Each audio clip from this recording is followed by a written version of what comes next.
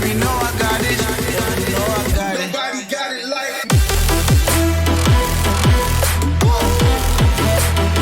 Nobody got it like me. Yeah.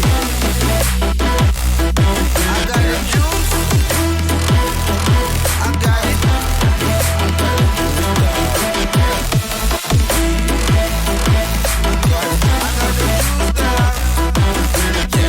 From a droppy in the scene, I feel lucky, yeah. Got them watching from Paris to Popping, yeah. With this music was lurking, now I'm attacking. Now with the chatting, I just step up and make it happen. It's a lifestyle. Living young and restless, yeah, we quite wild. If I want it, I'ma get it talking right now. And I ain't got no regrets, it's my time now. Lights out when you see us talking moves. You don't know that's the topic. And if you talking juice, well damn you know I got it. Damn you know I got it. Nobody got it like me.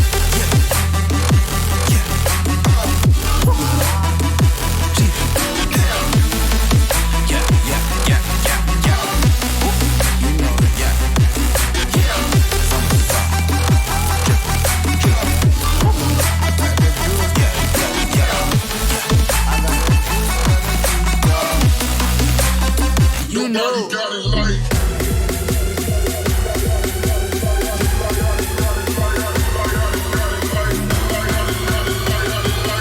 Let's go. Nobody got it like me. Nobody got it like me. Step up on the stage, turn it in a crime scene. Yeah. Some killers only. Oh yeah, stay winning me and the whole team. I'm tripping. Juice tripping. I got the game. Vice gripping, no permission. Everything green, night vision. They can try, but can't do it like Vinny. I ain't tripping, drip. They can try, but can't do it like Vinny. Yeah, no permission. I got it.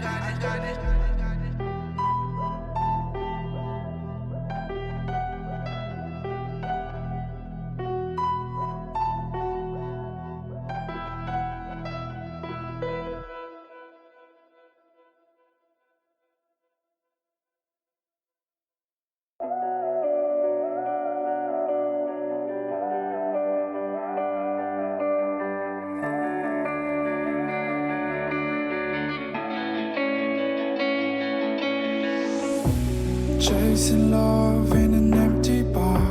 Pour a drink till I make it past. The midnight hour seems to come and go, but I know.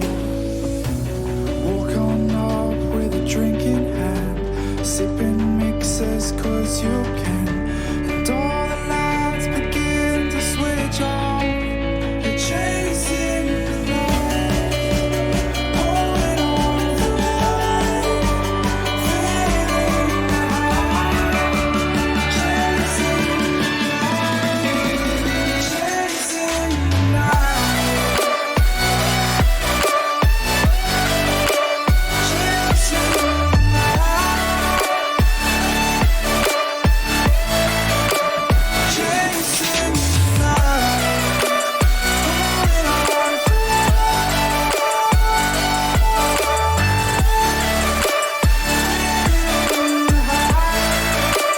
chasing the holding on for life, feeding the high, chasing the night, chasing the night. Hotel rooms and city squares, champagne bottles, drum and snare. The sights and cities seem to fall away when you stay. Locked in love for a night or two, losing sleep just to get off you. Day to day you wanna stay out.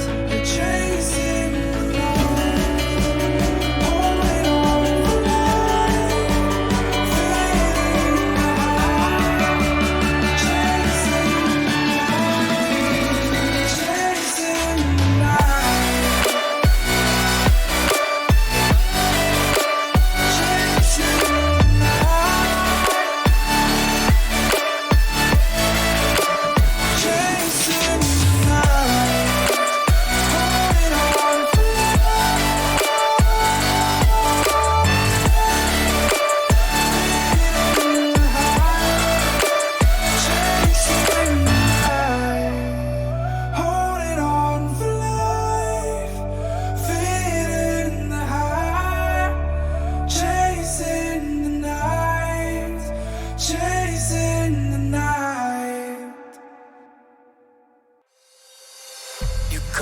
blood for the last time. This ain't a song, it's a battle cry. No life. I see the clue between the strobe lights. I'm haunted, black face, hey, follow me around, okay, black face, hey, follow me around, okay, used to want it bad, used to want it bad, but I can't taste it, I can't help you now, okay, follow me around, okay, black face, hey, follow me around, okay, follow me around, okay, black face, hey, follow me around, okay,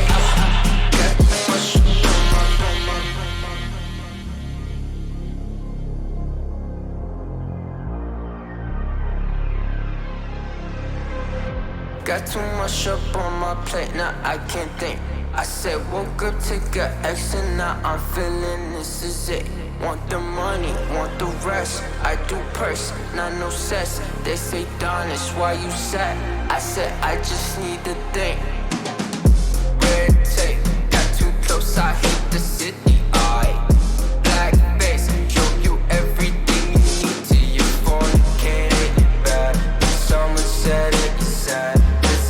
I used to want it bad. I know it's in my head, keep seeing you too many times, yeah. I know it's in my head, keep seeing you. I know it's in my head.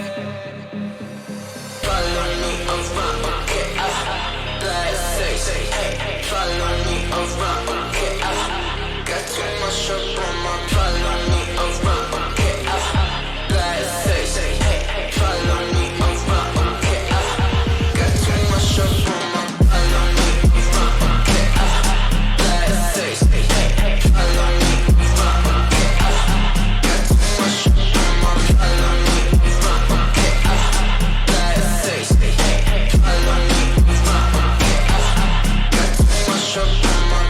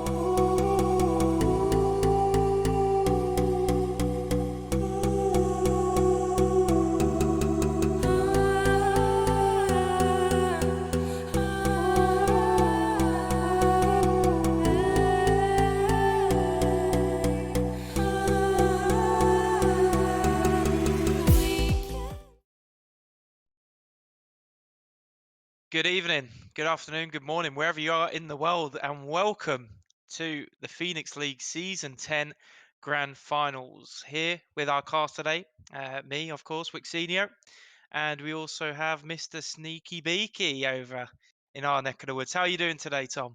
I'm doing fantastic, thank you. It's a pleasure to be had on for the grand finals of all things, and we have ourselves an exciting matchup today. We've got our two finalists of Leo and ThunderFlash, the Ukrainian court versus the Polish five stack, and yeah, I'm excited to get things underway. They both earned their spot here valiantly. They fought well, and I mean, it's going to be interesting seeing these two finally match up against each other. Yeah, for sure. I mean, obviously, Leo coming into this game with the hopes of trying to do the repeat. Obviously, Leo Gaming, your last, season 9 winners. So the fact that they've got into the season 10 grand finals, they're going to be wanting to go for glory here. They will not be wanting to settle for anything less. And Thunderflash, on the other hand, first time they're actually entering into the Phoenix League. So yeah, a lot of pressure probably on them. But at the same time, I think there's more pressure with Leo Gaming, to be honest, because they're coming into this one, probably considered the strong favourite, considering obviously they won last season. They're the only advanced team that have actually entered into the Phoenix League this year. So, of course, with that responsibility, with that expectation, comes a lot of pressure, and there's obviously going to be a little pressure in the back of their heads as well from the people at the top of their game, and shall we say, to get the victory today. Yeah, it'll be interesting to see how things start off. Obviously, they've been in ECA Advance for I think 2 seasons now as a core, and on the flip side, coming in main, they're actually one up in this season already, so they're off to a good start. But it's going to be interesting to see how the disparity in Yeah, level in terms of ESCA plays out today. They both have a fairly similar map pool, which is going to be exciting to see play out as well. But just in terms of experience, we actually have three players on this Leo lineup who've been playing together on HLTV actually across a variety of Ukrainian teams yeah. for the past year or so. In fact, I believe one of them even played for SG Pro back in early 2021, which Hmm. is one of the more well-known tier three Ukrainian Yeah, teams that yeah. was coming up through the scene at the time. So yeah, in fact, the most experienced player on this lineup is going to be Mer with 65 maps under his belt on HLTV, followed by Slyden on 44 and Fenny with 11. On the flip side, it's only three for ThunderFlash, and they only have one map played each, and that was in the Glass Premier qualifiers, where they fell short 16-4 versus the side of Illuminar, which is a little bit rough. But excuse me, Paul Cohen was their top fragger there. Maku, who you recommended to me as one of the players to watch in this series, was only able to put up a 0.61 rating, putting 9 kills across the entire Hmm. series, which was again a blow for them, and that was more recently. But they're definitely looking to come back from this a bit of a downtrodden result in the For sure. recent Blast qualifiers. Yeah, I think Maku is such a huge pivotal part of their roster. If he doesn't show up and he doesn't come out of the gates quick enough, I think the rest of the roster crumbles. It's just that simple, really. Obviously, it's been like that the whole season. Obviously, they haven't come up against any competition as good as Leo. But yeah, Maku has been firing off on all cylinders so far this season. Obviously, like I said, hasn't played against a team as good as Leo Gaming, with all due respect to all the other teams. But yeah, he has a lot of responsibility today, and there's no doubt that he knows that as well. It's just whether you either get one or the other. You either get a player that thrives under that pressure and really takes it in their stride, and it turns them into an absolute beast, Yeah, or you get the player which under that pressure crumbles, and it's either one or the other. Obviously, for Thunderflash's sake, they can't afford the latter to happen. They need him to be firing, and when you have a player that you can lean on that's going to drop 25 plus kills consistently for you, it gives a lot of confidence in the rest of the team. It brings out a lot of good play throughout the rest of the team as well. They can refrag off yeah. him and things like that. So yeah, I think Thunderflash. I think that is definitely a major point for them if they want to win today. They need Maku playing well. Yeah. I mean, I'll be surprised if Thunderflash come out with a win here. I'm being straight up honest. If it does go 3 maps, I wouldn't be surprised if Maku's dropped 60 kills by the time it gets to map 3. Fair play. I mean, we know all these guys can frag, right? Like they're all at a fairly decent level in terms of just their pugging abilities. But when it comes down to like that core team play, I think the wealth of experience for Leo, especially within their core three, is going to be what can tow them over the line here. Um, as you said, they're the previous winners of Phoenix League as well. They do have that little bit of extra pressure under their shoulders, but honestly, from just looking at these stats alone, they've got an impressive portfolio. And do we actually know the completed vetoes by any chance? We do. We Ooh. finally have them. Better late than never, shall we say, Tom? But as the green screen also goes as well, it's also dying out on us. But yeah, we do have them, and it's not really a surprise. We spoke off stream, in regards to both teams' map Yeah, pool. So it's not really a surprise what we've seen today. Map one, picked by LeoGaming. They go for Vertigo. yeah, Absolutely no fair play. surprise there. I think if anything, it's harder for them to lose Vertigo than it is to win. But yeah, it's obviously no surprise with Leo Gaming picking Vertigo. What do you think? Yeah, I mean, they've already played it twice in the playoffs. They won fairly convincingly the first time, 16-11 against last win. It got a little bit close. I can't read my own handwriting here. No, it didn't get a little bit closer. It was 16-10 versus recognized talent. So, yeah, they kept themselves comfortably in the lead in both games. And I reckon it would be a real challenge for ThunderFlash to compete on what is basically the home turf of Leo with that Vertigo Oh pick yeah, coming in. for Yeah. sure. And I think the issue is for ThunderFlash here, when you are the underdog in a best of three, you really want to be trying to get that map one because Yeah. it gets your best of three off to such a good start. Um, but yeah, obviously they need to be going into Leo Gaming's territory here, and Vertigo is an absolute fortress for Leo Gaming. Well, Um, in fairness, though, they did win Vertigo 16-7 in the deciding map against MCE Game Expert, but I believe our second map is going to be Nuke, and that was picked by Thunderflash, and that's not a map we've seen Leo play in the playoffs, so it'll be interesting to see what they can pull out there.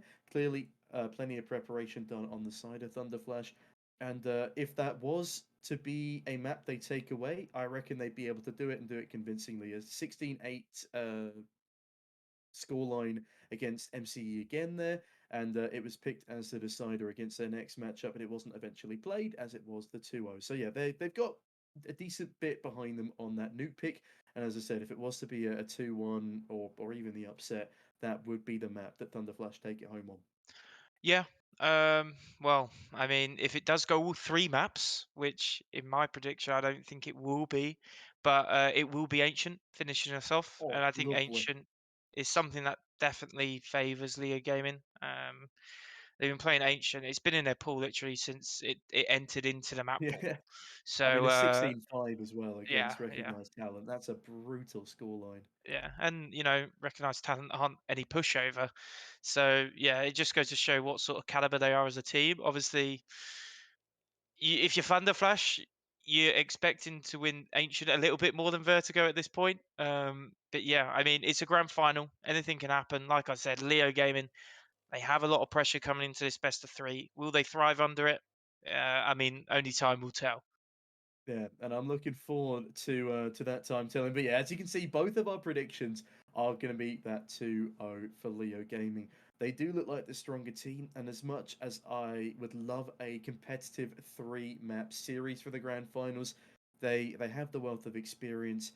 And should it go 2-1, which I think is still very much a possibility, I reckon Nuke will be picked up for this Thunderflash side, but they will have to prove themselves. Getting through the mentality of what will be a tough Vertigo game to start things off, that's going to be the first hurdle in itself. Yeah, I think the only way this gets 3 maps is if Thunderflash get out the gates quick. Like let's just say they don't even like. I'm not expecting to win Vertigo by any means, but if they can get like a 16-13 against Leo Gaming on Vertigo, they're going to be very, very, confident going on to their map pick of Nuke, right? But Yeah. yeah, we're gonna quickly throw over to a quick break, I believe, whilst these guys get ready for the game, get themselves finalised in their warm ups, and we'll be back here with some grand final Phoenix League action. For stuff we try not to talk about. Still your smile keep on heating up the climate, and all the blood to my cheeks are rushing out, yeah, yeah. And by accident, you're getting closer. Well, can you tell me something, tell me something?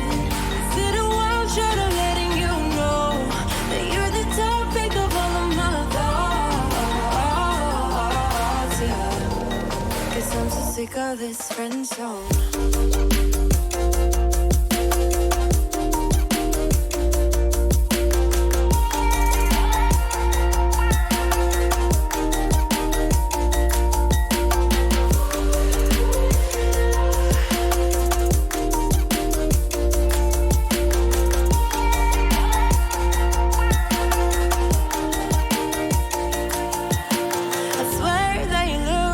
Differently,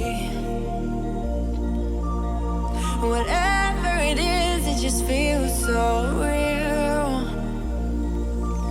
And your eyes keep on talking in the silence, and all the blood to my cheeks are rushing out, yeah, yeah. And I'm hoping you are getting closer. Well, can you tell me something, tell me something? Is it a wild shot of letting you know that you're the topic of all of my thoughts, yeah. And that I'm sick of this friend zone. Well, can you tell me something, tell me something? Well, can you tell me something, tell me something? Well, can you tell me something, tell me something? 'Cause I'm so sick of this friend zone.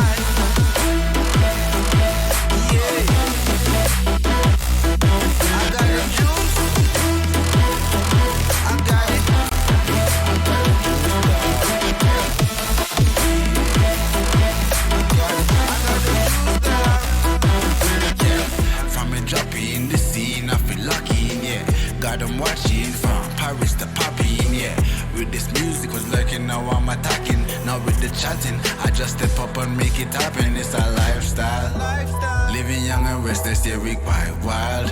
If I want it, I'ma get it talking right now. And I ain't got no regrets, it's my time now.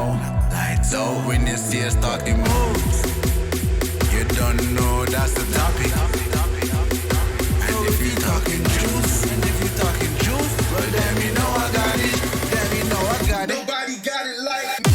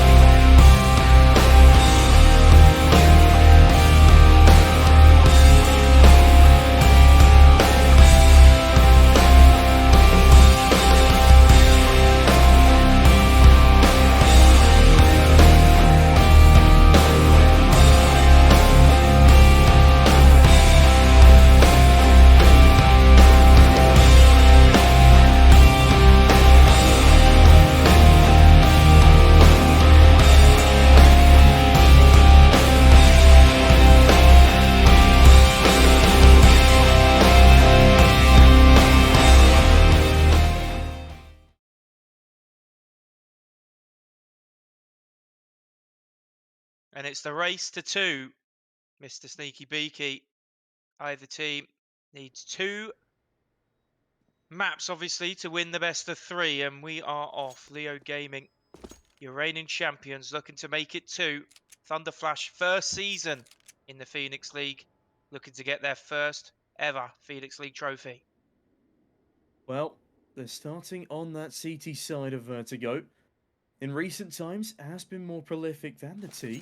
But LeoGaming, they're not worried about that. They're doing a full utility execute onto B in the pistol round. Maku forced out of position, but he will find the first 2. Brilliant stuff from the man on just the USP. Fenny to trade things back, and Malchus, to bag one more. Puts us back to even numbers. And Palcoem over the top of the smoke. Catches ahead of Fenny. In this 2v3, can LeoGaming take it in the post plant? Well, that is the question, and we're about to find out the answer as Mert is trying to hit some taps finally. Hits one, needs to get the second. Time is ticking, though, and they got no kit. I'm not sure if there has been one dropped. It's a 1-for-1. Oh 1v1 gets won by Pork, and he has time for the defuse as well. And ThunderFlash, they're on the board. He had 1 HP! Only 1 bullet was needed, but he caught the last player alive mid-air. That is a tragedy for LeoGaming after clawing it back to even numbers through and through. They're not worried about that. They're doing a full utility execute onto B in the pistol round. Maku forced out of position, but he will find the second round now. They will be going for as much of an investment as they can muster, but LeoGaming buy right back on in themselves. Full Kevlar on every single one of those players, and a Galil. Full utility, and that's just the nature. Sorry, not full utility, but a spattering of it. That is the nature of getting a bomb plant. Well, the thing is here, arguably LeoGaming with that plant and the full buy, they have the better buy. They've got 5 rifles on the map. And as long as they don't lean into the favourable gunfights for the MP9s, they should be favourite for the round. That's the harsh reality if you lose the or if you win the pistol round, but you give away the plant. It's never enough for these poor old CTs. Giloku, though. Oh, that's plenty from him. A massive double. Almost a 3k spray down. Great utility damage coming through as well. Finally, Malchus able to trade. But actually, they have pulled it back into a reasonable 2 versus 3 here.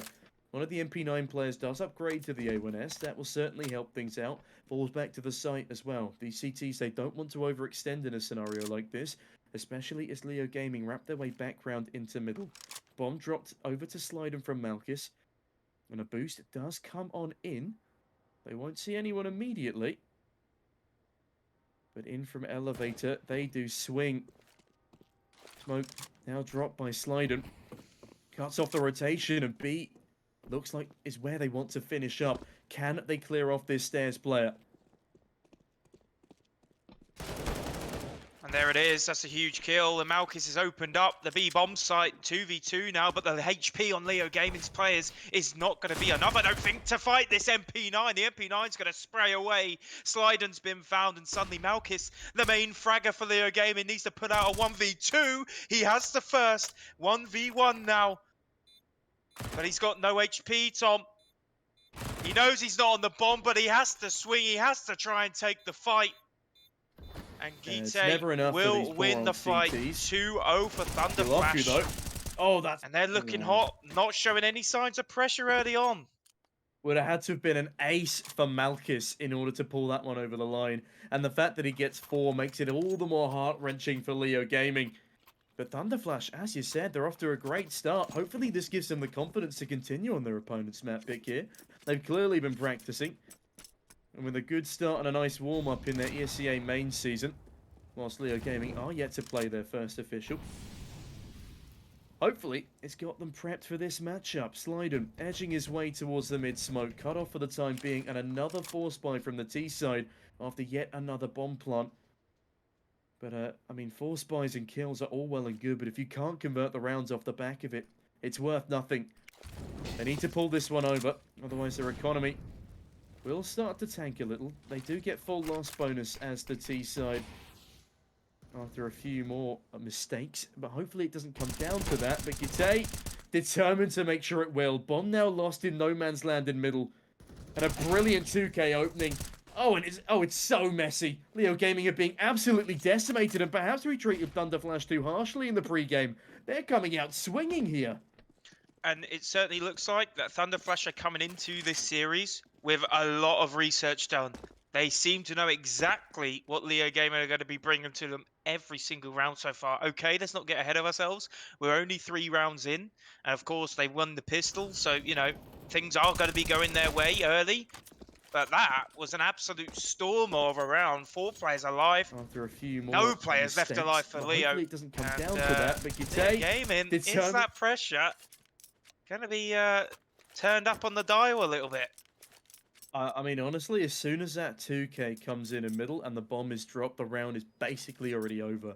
The fact that they can't trade such a, I'm not going to say easy frag as that, but it was very much presented to them. Maybe the pressure's getting to LeoGaming more than we anticipated, but as you said, ThunderFlash, they're coming out, they look cool, calm, and collected.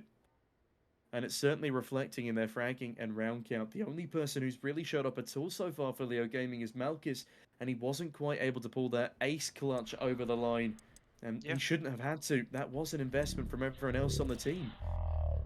Well, Malchus, he's always going to be your top fragger for Leo. He always has, always will be. And on the flip side, I'm surprised that Maku's got off to a slow start as well.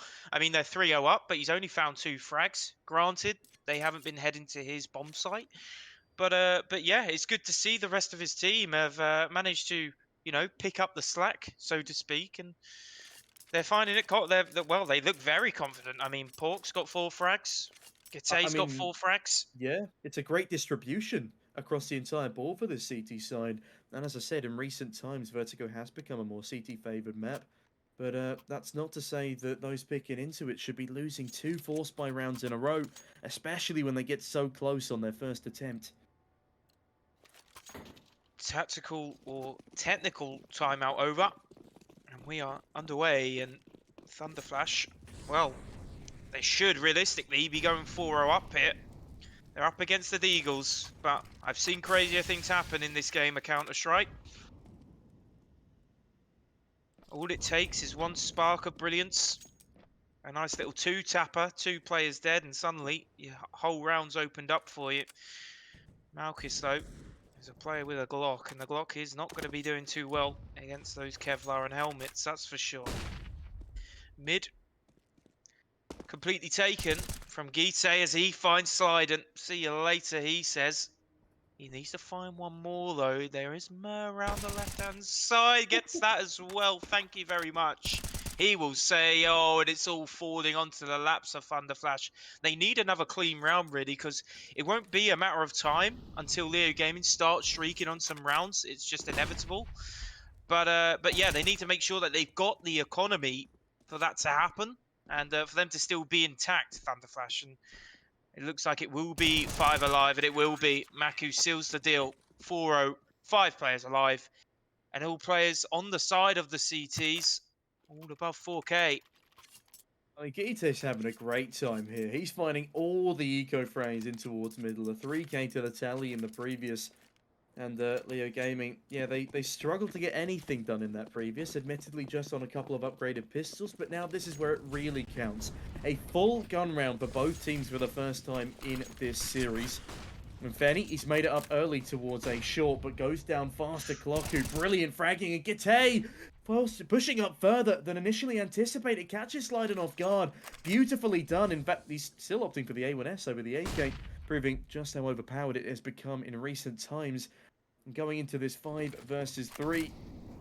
I mean, LeoGaming, they look down and out on a map they've been so dominant on previously. They just need a round where they find first blood, but ThunderFlash, they've just been coming out the gates every single round after a flying start, and Maku, well, that's B-site held single-handedly. 2 frags for him. Orp on Malchus, last left alive. He's in a whole world of trouble here. He will be hunted like a pack of wolves. ThunderFlash. And wow, what a start. But yeah, like, as I was saying, it's just LeoGaming failing to strike first. It's ThunderFlash always initiating the early gunfights in the round. They're swinging out from top ramp. They're swinging out in mid. Gite being one of those players that have been locking down mid without any trouble, really. and it's all Malkis right now for LeoGaming. The rest of his team either have 1 kill or no kills. Yeah, I mean, even Malkis can't really say he's performing anymore. He got all of his frags in 2 rounds, and my goodness, he's gone down early again in the 4v5. Can the upgraded pistols get anything done? They really need to stop wasting money on full Kevlar, because look, every single one of the CTs has an AK anyway. That's an extra $350 you can use on a smoke, further upgrades to your initial buy. And Foben finally picks a headshot off onto Maku, and they might be able to open up the B-bomb site a bit here. Lovely second follow-up by Mur. Into the 3v3 we go, but Kloku already on the rear flank is going to pose significant problems for this team. Bomb planted down, and not quite the follow-up yet. Foben still does a bit of damage, and then immediately gets headshot by USP. ThunderFlash 6-0, and what a brilliant start to this series they are putting on. Yeah, and it's got to the point now where they're not even smoking bottom ramp anymore. They're just willing to take the fights, ThunderFlash, and they're winning all the fights. It's that simple. Malkis now bringing another AWP into the round. Needs to be trying to, you know, get a first blood for LeoGaming here, because that's realistically been the fall of their demise. Like, they've just not been able to frag up. Mur, there is a first blood for LeoGaming, and can they work off of it? Malkis also fragging over towards ramp. That's opened up the map completely. Middle has been taken from the T's. Ramp control has been taken back, though, from ThunderFlash.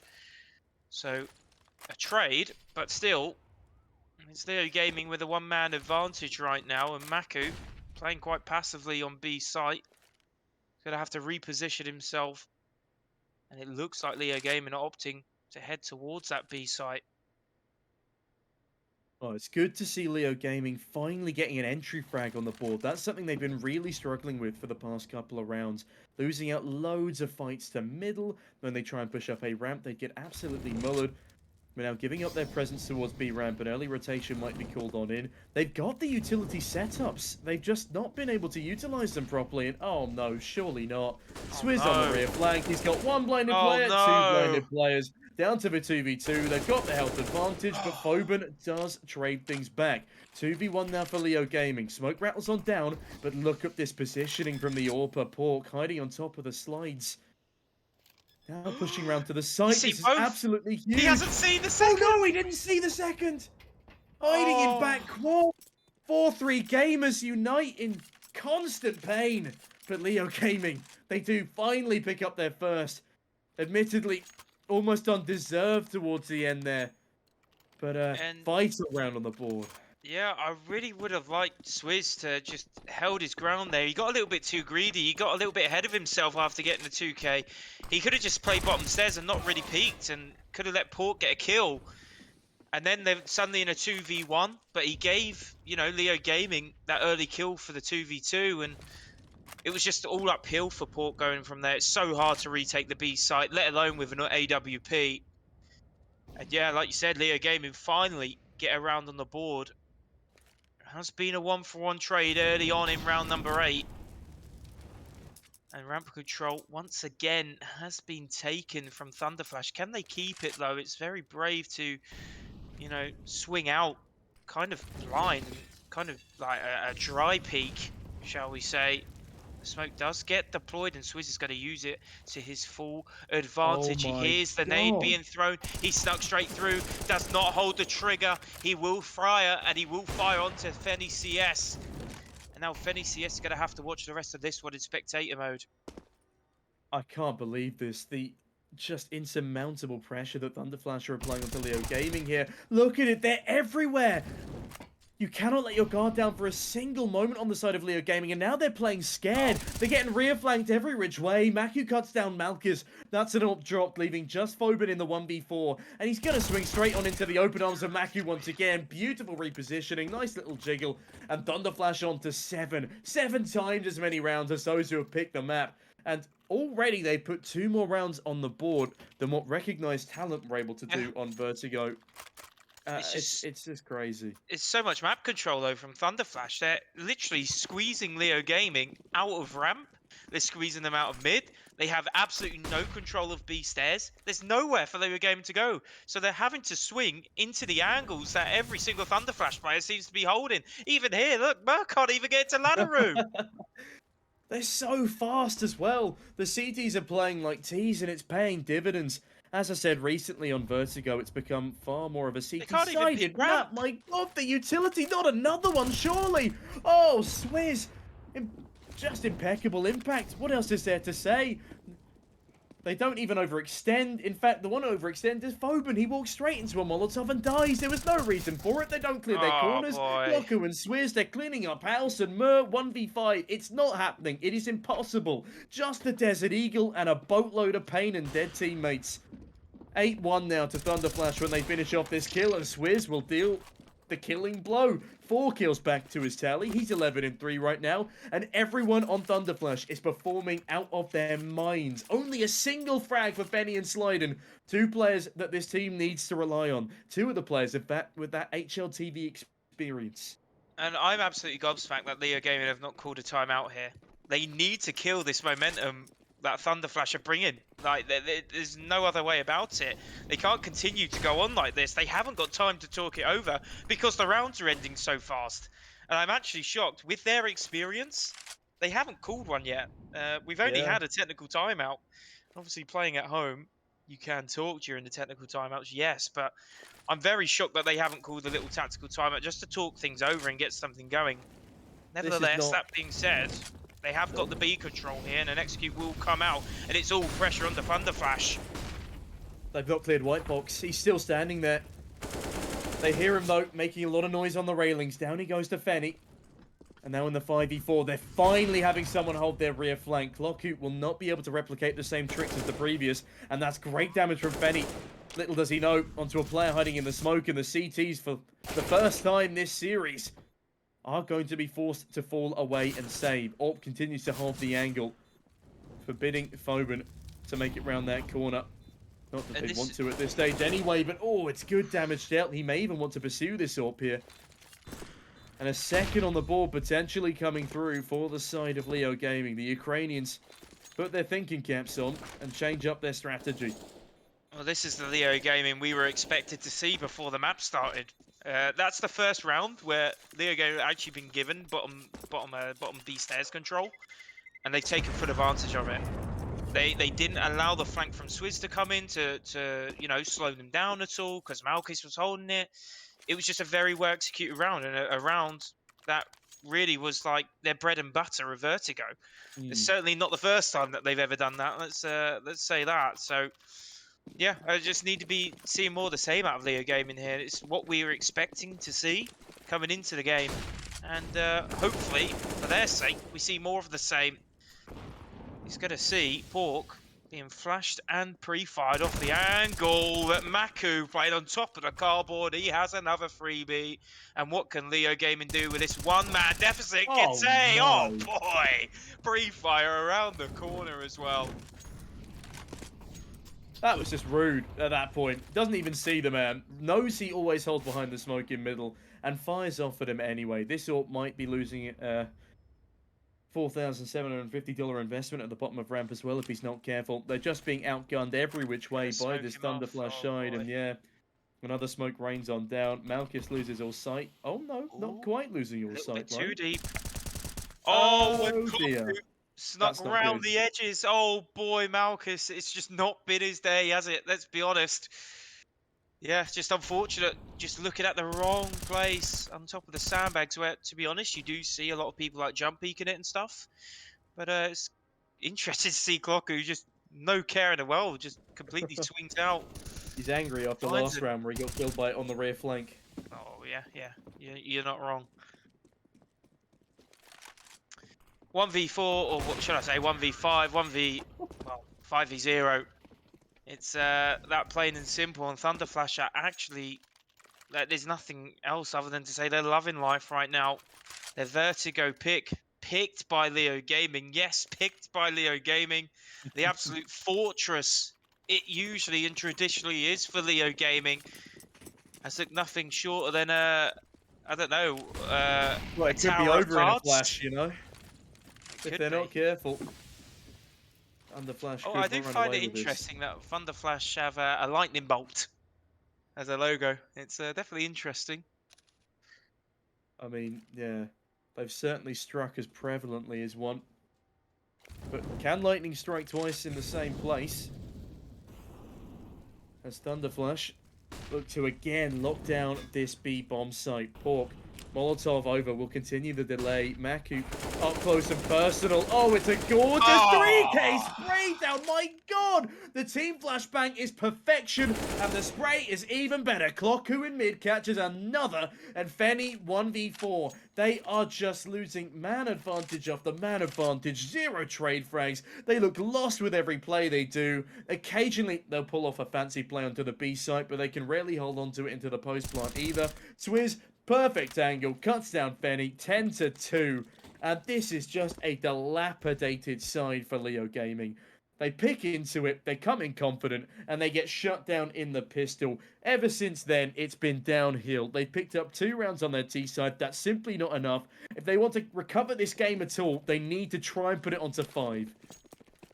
And the issue for LeoGaming right now is the fact that the only confidence they have is in B. And the thing is, for them, ThunderFlash know that as well. They double stack mid with a boost.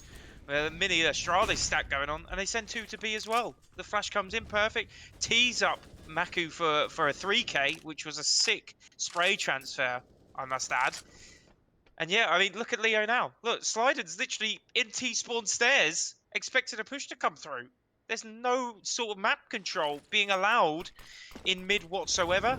Ramp control has been taken from LeoGaming this time around, which has been a rarity, but there's a flash, and there's the ramp control taken right back. Swizz 2K, thank you very much, he says, and he's looking for a 3rd and possibly even a 4th.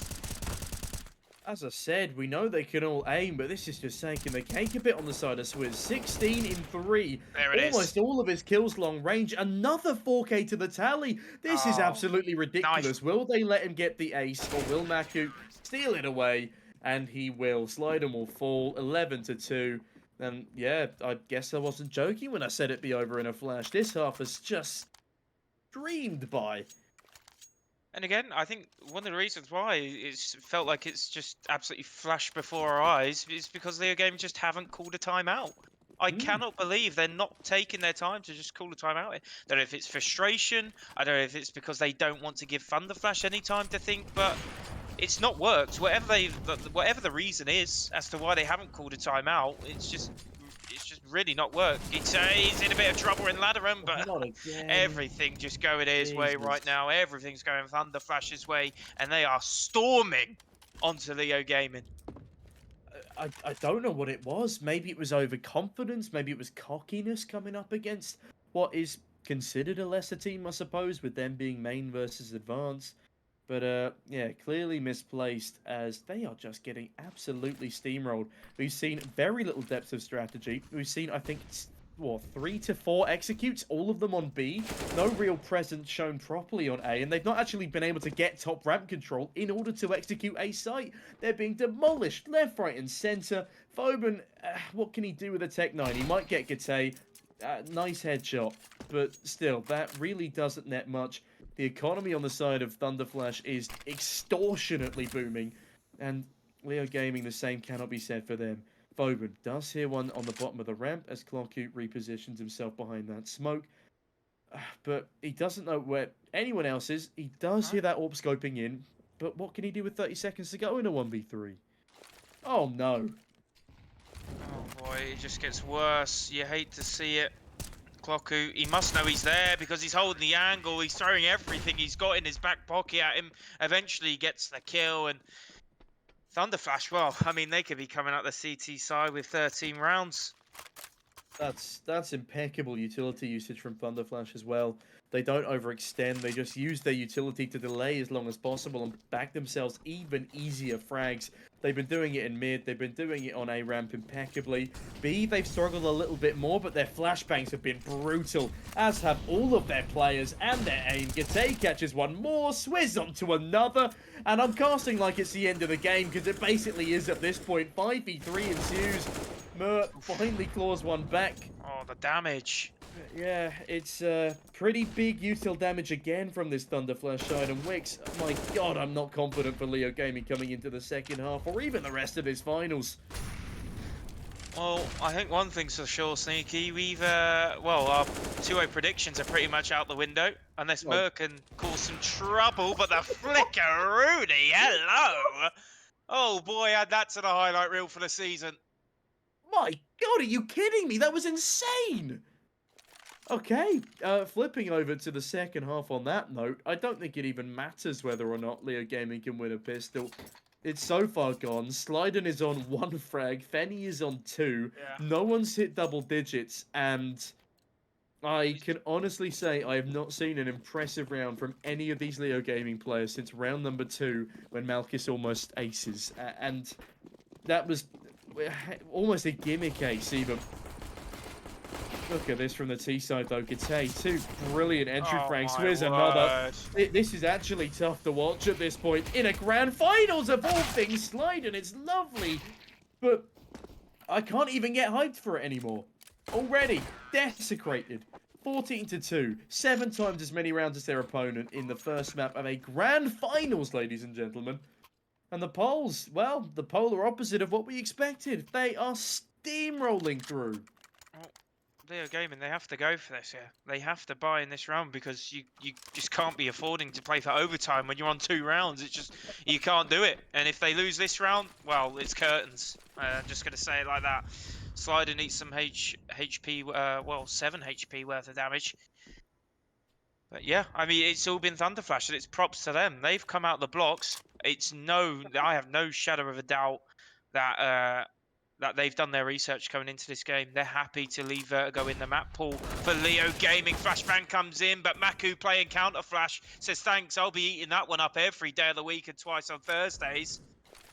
But Pork, like I said, they're just so spread out across the map. They're just purely defaulting because they know they're winning every single fight right now. And they know the weaponry just isn't going to be there for LeoGaming. Yeah, I mean, obviously they anticipate the force buy at that kind of scoreline, but with such rough money anyway. Oh. Ooh, hello, Phobin. That's a saucy one. But it's still going to be a tough one to pull over the line. That is potentially a rifle retrieved here. And I like the way Slider has quadrupled his kills in the 2 rounds of CT side. Now, that's just showing how depressing it was for them in the first half. And even more so as Porkbag's another so confident, in fact, that he throws the bomb down the elevator shaft at the start of the half. Or start of the round, sorry. As Maku comes on in for a bit more action, Phobin makes so much noise on the rear flank, gets cut down immediately, and Fenny has it all to do, and very little to do it with, and now, as he goes down, it's sliding in the 1v3, peeks on out, finds a lovely headshot, but it's still going to be a nightmare scenario as they've gone to the other side of the map. He has to go for it. Like, he doesn't have a kit. I don't think any kits are purchased going into this round. But if he doesn't go for this, I mean, no one's got to buy next round, so it's backs against the wall here. You need to go for it, and it's one of those. You either pin him in a corner and he fights his way out and wins, or he crumbles and slowly melts She's already into made the abyss. noise. Oh, yeah, I mean, they've got a crossfire set up. It's just round over. Put it in the books. Yeah. ThunderFlash, 13 map points. And there you have it. He's going to go and save. And then, are they going to let him? Oh, he's hiding left side. They've already spotted him. Slide. No. Just wait for them to run past you, fella. 15-2. This is a ridiculous scoreline. I've had a crazy day of CS today, Wicks. I've seen a 16-3 on Dust 2 and now potentially a 16-2 on Vertigo. There's no buy. There's no money in the back pocket. 4 Deagles and a FAMAS. Congrats to you, Leo, but that's not a buy you want to be seeing in what could be the final round of the entire map. Yeah, and I would not be surprised if it is, let's be honest. It's the harsh reality that LeoGaming have to face. Gite, well, he's trying to get up onto B, but he's struggling. But Maku getting onto B, he's going to do it for him. Yeah, this is just an absolute mess. 3v3 though, and make it 3v2. But the Deagles trying to retake B side. Just call it. It's that simple. ThunderFlash are going to be loving every single second of this moment. They are going to be going on to nuke with the 1-0 map lead, and I would not be surprised if we're crowning a new Phoenix League champion in about an hour's time. tell you what you said to me before this game. You said this series could well last about an hour and a half. And, well, it might be for a different reason than we initially expected. It could well be. Looking at some of these highlights, well, Man. Just Gite, incredible through and it was through. a Gite show in mid. It was a Maku show on B. It was just a ramp show. It was everywhere on the CT side. ThunderFlash, they just had no answer from LeoGaming, and that's the reason why we're seeing a 62 scoreline. I can't believe it. I honestly can't believe it. And LeoGaming, they could be left stunned in their gaming chairs right now. I mean, going over to the map of Nuke next, I'm gonna be interested to see how they can try and recover things on the side of Leo, especially since they've not played this one yet in the playoffs. But I believe we are going to be winding things down for a moment here. And Wix, is there anything else you'd like to add before we throw things over? Well, we're either going to see one of two things. It's either going to be ThunderFlash coming out with a 2-0 win, or LeoGaming getting it to 3, making it 2-1. Don't go anywhere. We will be right back.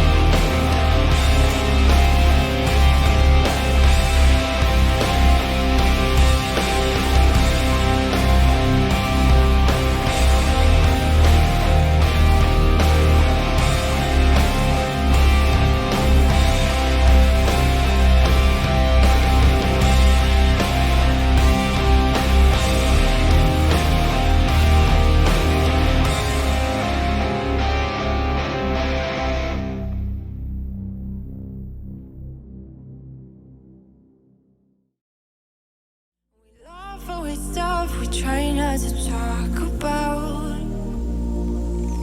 Still your smile keep on heating up the climate, and all the blood to my cheeks are rushing out, yeah, yeah. And by accident, you're getting closer. Well, can you tell me something, tell me something? Is it a wild shot of letting you know that you're the topic of all of my thoughts, yeah.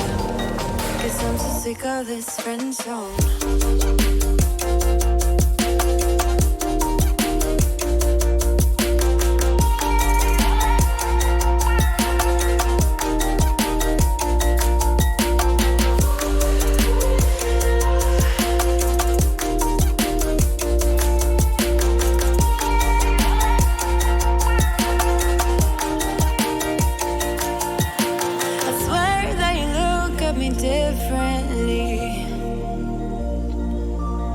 Whatever it is, it just feels so real. And your eyes keep on talking in the silence, and all the blood to my cheeks are rushing out, yeah, yeah. And I'm hoping you are getting closer.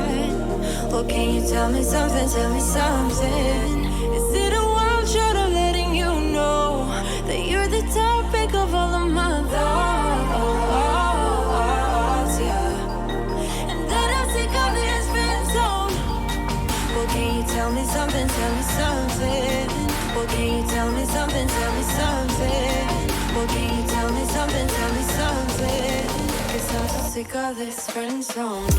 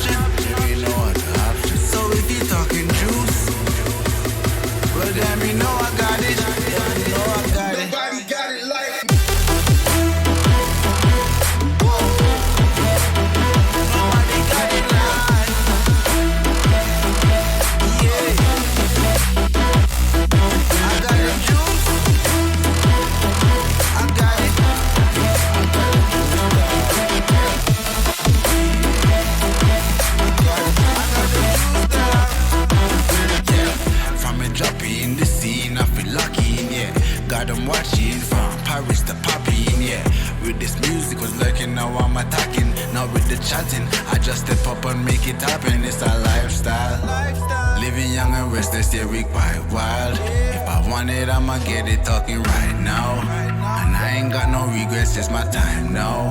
Lights out when you see us talking moves. You don't.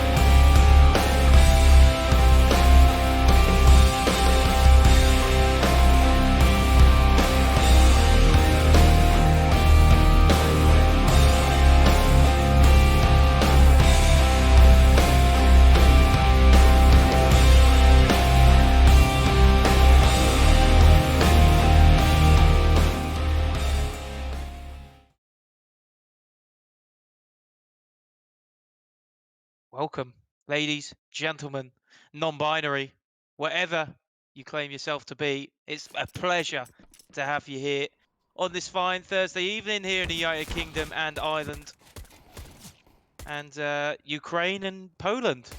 If any fans from LeoGaming or ThunderFlash are here, I think LeoGaming fans have already turned this one off, Sneaky, because it's been absolute disastrous for them. I can see the viewer count dropping the whole stream. I would not be surprised. Klocku, he's got himself a USP after finding one player, and it's a 3v4 in favour for ThunderFlash. And they're looking to start this one off as quick as they did on Vertigo. How's that, Fenny CS? He's going to be left with his hands on his head after that one slide and trying to sneak through to Squeaky, but he's been caught out. ThunderFlash once again strike first.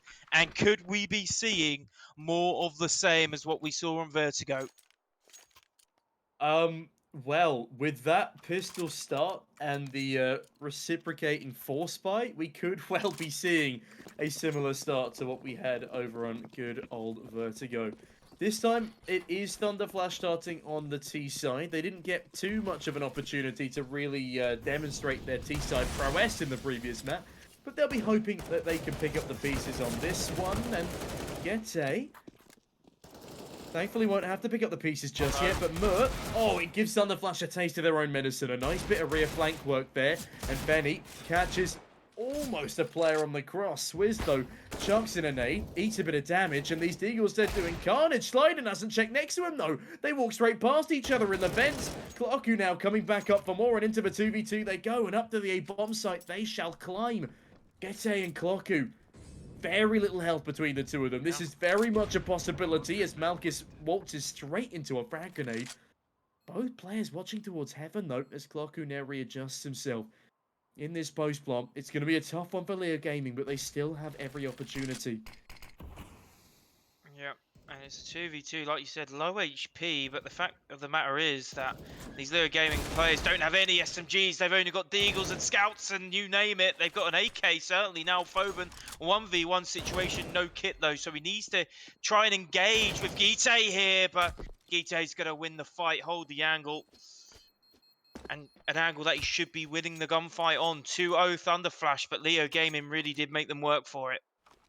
Yeah, I mean, again, it's like reminiscent of the previous matchup. It was a close pistol, almost a comeback, and then going into the second, it's 4 kills taken by the side of LeoGaming, and they go down to a 1v1 clutch in the post plant. Brilliantly played there by Gite. He puts down one flash to retreat, the second one to fall blind on the swing, and then hold the perfect headshot angle.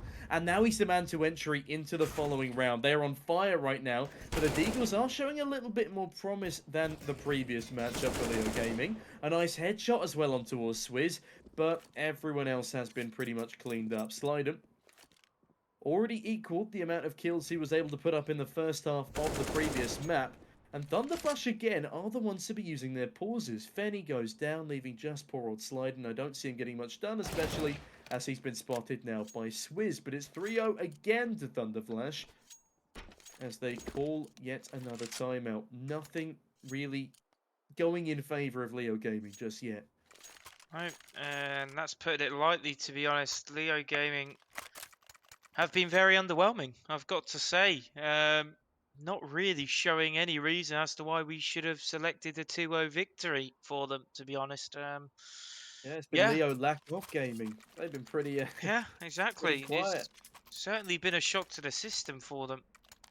ThunderFlash have just found a different level, and this is what I was saying before the series was you either get players who thrive under the pressure or you get players that crumble. And right now, LeoGaming with the pressure that they've got for, trying to go back to back, they're crumbling right now, and ThunderFlash are taking this moment by with two hands, and the only thing that they're going to be holding two hands on at the end of this game is the trophy, and they'll be lifting it because, like I said, there's nothing slowing them down right now. LeoGaming have nothing to show for themselves, and it's just as simple as that. Yeah, I mean, I want to see something in this round from LeoGaming. In fact, we have to if they want to keep this first half competitive. Mert spams on down towards Squeaky, but is being flanked from up above. that's the Pork and Orcon. Clocku, that's impeccable entering from the pair of them. With Clocku, he's on for more as Maku walks straight past him. On the backside, it's Fenny to double up. He needs to find one more, but he's on a single point of health. Up in the heavens, it will be Foban. Oh no. Benny doesn't check his left-hand angle as he walks straight on in. Gite finds another. This is gorgeous from ThunderFlash, and again, it's disappointment after disappointment for LeoGaming. We just need to see something from this squad, but they're failing time and time again to convert anything. Individual plays make no difference because no one else is able to put anything on the board. Yeah, I don't really know what else there is to say, to be honest, because I mean, for me, I'm gonna out them now, Sneaky. I don't care. LeoGaming were technically late to the game. They were late vetoing, and they just look like they've come into this game so unprepared. Like, and with the opposite side, ThunderFlash, they were ready to go. And, we saw on Vertigo, they were very well drilled. They know exactly what LeoGaming would be bringing to the table, and they countered them perfectly. And we're seeing it exactly the same here on their own map pick with Nuke. They seem to know exactly how LeoGaming are going to be set up. They're just running pure W key at them outside, through Squeaky, through main, and they're just winning every single gunfight that's being given to them, it feels like right now. The only fights that LeoGaming seem to be getting are trades. I mean, talk about a late showing, Wix. LeoGaming, again, taking eons to even attempt to show up into this map. They get 2 kills in their first gun round. They're onto their second one now. And as we discussed during the break, it looked as if they almost gave up after losing the first 7 or 8 rounds on Vertigo. Yeah. Everything else from them was just an eclectic mess and a little bit hard to watch, especially if you're a LeoGaming fan. If they do not get this round in their back pocket on the CT side of Nuke, I think they can kiss their chances goodbye. But a flamey-esque play to start things off from Foben there down on the ramp. Malchus now peeks on him with the AWP, finally finds some impact. Chucks in a flashbang but forced off the angle. And B is still an open opportunity for these two ThunderFlash players. Malchus still sitting patiently, waiting for that AWP to overextend. And I do believe the overconfidence from that AWP will be his demise. Lovely flick there, leaving just Clocku in the 1v4. But they don't know he's actually still residing on ramp. As you can tell by Sliden's nervousness, keeps peeking up. They don't know where the bomb is either. And to be fair, Clocku, if he sits here to maybe like 30 seconds, somebody might come and investigate him. He gets a free kill. He gets to walk down onto that B site. As long as Malchus doesn't spot him, there is still an opportunity for carnage to be created, but very unlikely for a round to be coming out of any of it. Well, if he does creep down to B, he's got Fenny CS to fight against. It's a 1v1, and Fenny CS is going to get the kill. So, yeah, that is the round that LeoGaming really needed. Not just obviously the fact that they've won the round, but the fact that they get 4 players alive. The economy's going to be in a good spot going into the next round. You've realistically only got to drop over 1 rifle. Plenty of money is going to be saved on the back of this round. If they are to lose it, obviously they're going to be on a decent amount of loss bonus anyway. They're obviously going to have that money saved from keeping 4 players alive. So it's definitely a small positive to take for LeoGaming, but still, they need to be getting rounds on the board. Let's not forget, this is CT side Nuke. You want to be aiming for a minimum of 9 rounds out of this half. which means if they want 9 rounds, they can only give away 1 round for the rest of this half to ThunderFlash. Yeah, I mean, it's just crazy that we're even talking about stuff like this at an earlier stage of the game as this. Second map of the grand finals. And oh no, that's huge. That's a big mistake. ThunderFlash walk into each other mid-air, knocking a decent amount of HP off the pair of them, meaning they are now one-tappable by the A1Ss. That's more significant than you might think, especially with the aim of these players. Gete, good lord, onto the AWPer at long range, bringing us back to the 3v3, but Clocker looks away at the wrong moment as Sliden... Oh, he's sliding on him. Sliden's heard the jump there, so he knows they're going to be creeping up heaven. If he doesn't see anything out that window, he knows someone's got heaven. Yep, he's called out to Foben. Foben's having a good look. He finds Clockery through the window. They're still expecting a player to be on heaven. They will be correct, and that'll be Swizz out of there. LeoGaming get their second round on the board. I feel like that's the first back-to-back rounds that they've had in this game. Yeah, in this entire series, Yeah, that is the first time, which is very, very worrying. Especially with how dominant that first map was. I still can't quite get my head around a 16-2 finish in a grand finals. Not often you get to say that, especially at this level. But now with that back-to-back, it should give them the confidence to at least, well, play a little bit more of their game, you know? As you said, they looked wholly unprepared for that first map, but coming into things now, they've been given a bit of their mojo back, and Foben, oh, he's been given a freebie onto Gate. Nade rattles on down as well. Good bit of chip damage. Keeps them at bay. Ramp firmly belonging to him for the time being. As Mur gets a full blinded player rushing just straight into secret with no help from anyone.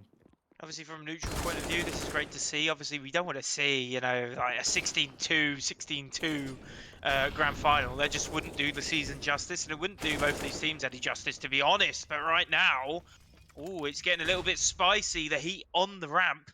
It's going to stop Maku from making a play, and Swizz is trying to make a play of his own. He's coming down secret with the AWP, but Fenny, he's turned around at a perfect time, and that's going to leave Maku in the 1v3, and LeoGaming are looking like they'll be getting their third on the board. And I've got to say, it's good to see for LeoGaming, because you can see the confidence in their team, as a leg shot from Malkus is going to force him to get the USP out. But yeah, you could see all the players now on the roster just swinging into angles. They're putting the aggression on ThunderFlash, which is what ThunderFlash are doing to LeoGaming on Vertigo. They're swinging in there, having a little peek. They're taking some risks here and there, and they're getting rewarded for it. I reckon if LeoGaming can get themselves up to 9 rounds off the back of this, they still stand a pretty solid chance in taking this to all 3 maps. And Ancient, a far more evenly matched map for both of these two teams. Should be an interesting one to see as Swizz with the jiggles manages to take down an A1S at that type of range. Are we watching Olaf here? Clocku looking to replicate success. And what a walk onto Sliden. They're looking for even more. He's going to find it. The upgraded pistols. They're doing great work. Clocku with another one. Leaving just Malkus in the 1v5. It looked too good to be true, and it seemed like it was. A LeoGaming comeback. Stamped down to the curb. As just the AWPers left alive, trying to save both the rifle, full util, a kit, and armor. Will he be able to get it over the line? He's done well so far. Staves off the jumping player of Swizz, but with a double push ramp and even more coming in through hell, he's about to be swung from every which way. Look at this. They're all over him. They're running him down. They might even get a knife in if they're lucky. 3 of them up so close and personal. Those got the first. Those got the second. Gate finally shuts him down. Valiant effort, as I said, by the AWPer, but it's not going to be enough. There's ThunderFlash. They're memeing on them. They go up to 6 on their forced by pistol round. And God, LeoGaming, that is not the way you want to let things slip. It's been a fair few months since I've seen a load of T's running at a AWPer on CT with their knives out. I think it was Epic Lan in February, the last time I saw that. You've played Silver League with me. We've seen that loads of times. Yeah, that is true. Knives and Zeus's are the recipe for success in Silver League, and that probably just gives you a sense of why it's called Silver League and what the quality is like over that neck of the woods. I mean, I have to kiss it goodbye now. I've hit level 6 again. It's a very sad time. And And right now, LeoGaming are having a very sad time. I was actually going to say at the start of that round that I'm probably leaning towards LeoGaming after the back of them 3 rounds, but as soon as I was about to say it, ThunderFlash come out with an easy round win. Right now, though, Mur trying to swing out a lobby, trying to get some ramp control, lobby control, excuse me. Fenny gets the trade, and Sliden, well, it all works in unison very, very well. Sliden does have low HP, and he needs to be careful because Pork's on the lurk, turns around in perfect time, and now it's left Swizz in a 1v3. Not going to do it. LeoGaming have fought, but realistically, if they want a good chance and they want to give themselves a good cushion on their T side, they need to be coming out with 9 at the end of this half, and that's going to mean they need the next 5 rounds all in a row. I mean, Sliden did not deserve that kill. I don't know how he manages to 360 through lobby and find the AWPer and despawn. But yeah, a lovely shot from Malchus, who is really starting to come into his element here. He's picking up great frags on the AWP. He's had loads of impact, and I mean, he got a couple of flashy kills in that save towards ramp. Manages to land most of his shots regardless of whether or not he finishes off the players. Got unlucky with a couple of through the walls. But Malchus, again, finding great impact towards outside. Yeah. Mur joins in, as does Fenny. 2v5 now ensuing, and Mur plucks one out of thin air. 1 versus 5 now, as Gite, on the AWP of his own, is in a rocky position. Being held by a lot of CTs here and about to get run over by Mur with a brilliant 3k in that round, putting him comfortably onto 9 kills. And LeoGaming is starting to pull their way back into this one. Obviously, Nuke being CT-sided, it's not a surprise that LeoGaming are starting to win some rounds here, but yeah, it's just the question is, how many are they going to get at the end of the half? They'll be looking for 9. I don't think 8's enough, if I'm being honest, with the way we saw the CT side of ThunderFlash, but it's going to be a quick 8 here this round. Fenicius on top of the Huts, as he only's good enough for 2. Would have been looking for 3, but his teammates are going to be on clean-up duty, and that will be a very fast round, and probably up there for one of the fastest rounds of the best of 3 so far. I'm surprised it took Fenny so long to realise they were rushing lobby, though, because he wasn't blinded, and he hears tick damage on 2 players at least as they surge out of that hut position. But he does still get 2, so credit to him, and he avoids that round from spiralling. I tell you what is spiralling a little bit, though. Pork has only got 2 kills to his name in this first half on the T side. And that is reminiscent of what LeoGaming was struggling with in our first map. The kills were not coming through, and not everyone was stepping up to the plate. In fact, looking at Malchus, who is looking like a hero in this one. Beautifully done. 14 and 7 with another AWP shot rattling off. Over a 1 KPR at this point. Brings it to another opening frag. But yeah, he was on 6 kills in the first 2 rounds. And by round number 10, he had 8. Just... you know, highlighting how struggling they were in the fragging department. Just not good enough from a team, you know, that you're expecting your top fragger to frag 8. Granted, like the rest of the team had like 1 kills, 2 kills. But yeah, I mean, it is, you're always going to be worried when your top fragger, the player that you lean on the most to get you some entry frags, to get you some AWP kills, to open up rounds for you, just is struggling as well. It spreads like a fire across the rest of the team. But good to see here that LeoGaming have got themselves on the board, but right now they've got themselves in a situation 2v5 for ThunderFlash. They found an early kill. They have the bomb down as Boku. Oh, how's that for a transfer? Oh boy, it's 2v2 now. The pressure is going to be mounting on the LeoGaming Lions. They've tapped the bomb. Gite goes for the spray. Mur is good enough for the cover. I mean, it looked great. What an impeccable spray transfer from Kloku, as he pointed out. But it's not going to be enough, unfortunately. Despite bringing it back to even numbers, he gets cut down and on just 26 points of health, hiding behind single door. The spray doesn't come through. And, yeah, Swizz and Porco having a pretty rough start to this game. Only 5 frags between them as we head into the penultimate round of the first half. And it will be another buy round coming in for them here. But are they going to be able to convert it with what we've seen from them? Porquum going in for a support role rather than an entry. Will be responsible for the flashes. I believe they're gearing up for an A-site push, and this could do them pretty well if they push it in soon. Molotov's onto the site. Sliden smokes it off to pretend he's on the site itself, but instead he's up above Hut. Great frags coming through for both teams. Now into the 2v2. Clocku dancing around the site. Can't find the AWPer. Instead, Malchus, he's going to find him. Porkon there for the trade. Can he find the last? Yes, he can. Beautifully done. Down goes Foban, and it's a 7-7 scoreline as ThunderFlash beautifully clean up shop in the 1v2. In that round alone, he doubled his kills. And what a time to do it. He's not had many frags, but the frags that he has got, well, they have been impactful. Let's just say that. 7-7 your scoreline now, and that's already bad news for Leo. ThunderFlash, if they can come out with a half win, well, that's got it off to a great start, and that's made it look like ever so much more likely. Mur trying to spray through the smoke. Ite having to run through the flames, nearly dies. 16 HP left onto his name. Pork with the AWP. Slowing things down, and outside has been taken for ThunderFlash, but I'm not sure how much they actually think of outside. They do have Gite with an AWP himself. Probably needs to be done with the fact he has 16 HP left on his name.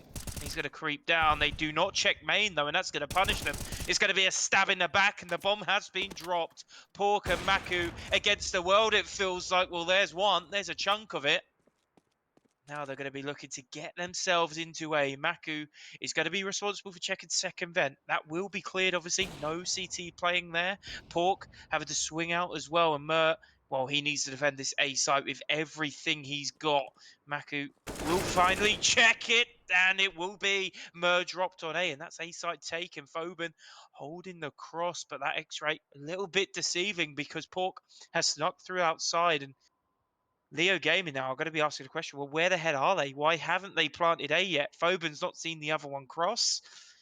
A lot of question marks are going to be going through the heads of their players right now. I mean, look at this, though. Perfect positioning from the AWPer with the bomb. Maku. Oh, how does he steal that one away? It's fallen apart again for the LeoGaming side. Up through the vent comes Fenny. But the bomb still goes down on the back of Pork. Smoke is dropped on the right side. Or pushes out to the left. Almost landing the flick shot onto Fenny. But there's a gap in the smoke. It's an easy spray for the man.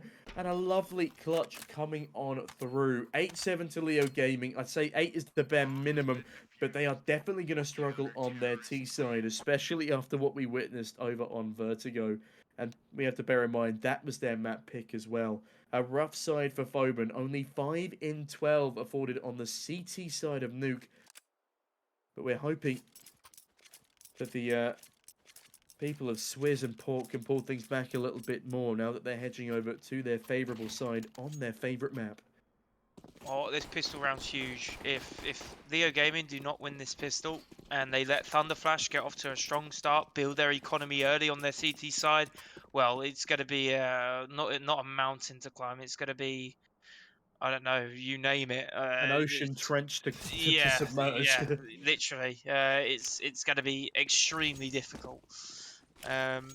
But yeah, we'll see. Big pistol round indeed, and probably the biggest one of the best of 3 so far as Clocku just clocks down 2 heads. Foban swings out Squeaky, though, does trade back, but not before, of course. 2 players have been found on his team. 3 versus 4 now as a gunfight does go down outside. We do not catch that thanks to Auto Director, but Foban 1v4 situations, got himself an early kill, but the bomb has been dropped, and it's been dropped in a very awkward position. And now, with this outside presence from ThunderFlash, well, this is going to be Foban gone. Pork does find him. And it's going to be 8-8. Probably the worst position that the bomb could have been dropped on the entire map. In the middle of Garage as 2 CTs is just chilling on red. And with that pistol round coming through for LeoGaming. Not for LeoGaming, for ThunderFlash. This is where, again, we could see the trouble starting. Obviously, it was a CT start for LeoGaming up until this point. And, well, yeah, they didn't find much luck with it over on Vertigo, but they weren't really afforded many rounds. But, yeah, this is a great push by Gate here. As long as he doesn't make noise, he can spoil this entire outside play. This is exactly what he was doing on mid. on Vertigo, getting so much information for his team. He is going to get out just alive. Oh, Slider's actually going no. to kill himself. Oh no, it's not going LeoGaming's way. Nothing seems to be working out for them right now. And Maku, well, the MP9 kills are going to give him a hell of amount of money. Right. To reel things back a bit, that was just Glocks for the sign of LeoGaming. They decided to save because they wanted a full rifle investment in this one, likely knowing that ThunderFlash would still be on their bonus buy. Their bonus buy is still very strong. 3 A1Ss, an MP9 and a FAMAS, and a boatload of utility in comparison. I think that smoke is actually going to land a little bit off. Slight gap in it there as Clocku drops a smoke of his own to the lane towards Squeaky Door. Gete on that mischievous MP9 dancing around ramp as Phobin cowers in towards the left-hand side of Trophy Room. But yeah, Thunder, if they convert this one, LeoGaming are again in dire straits, and we could be looking at a spiral back to that 2-0 we've been talking about, but obviously on the flip side.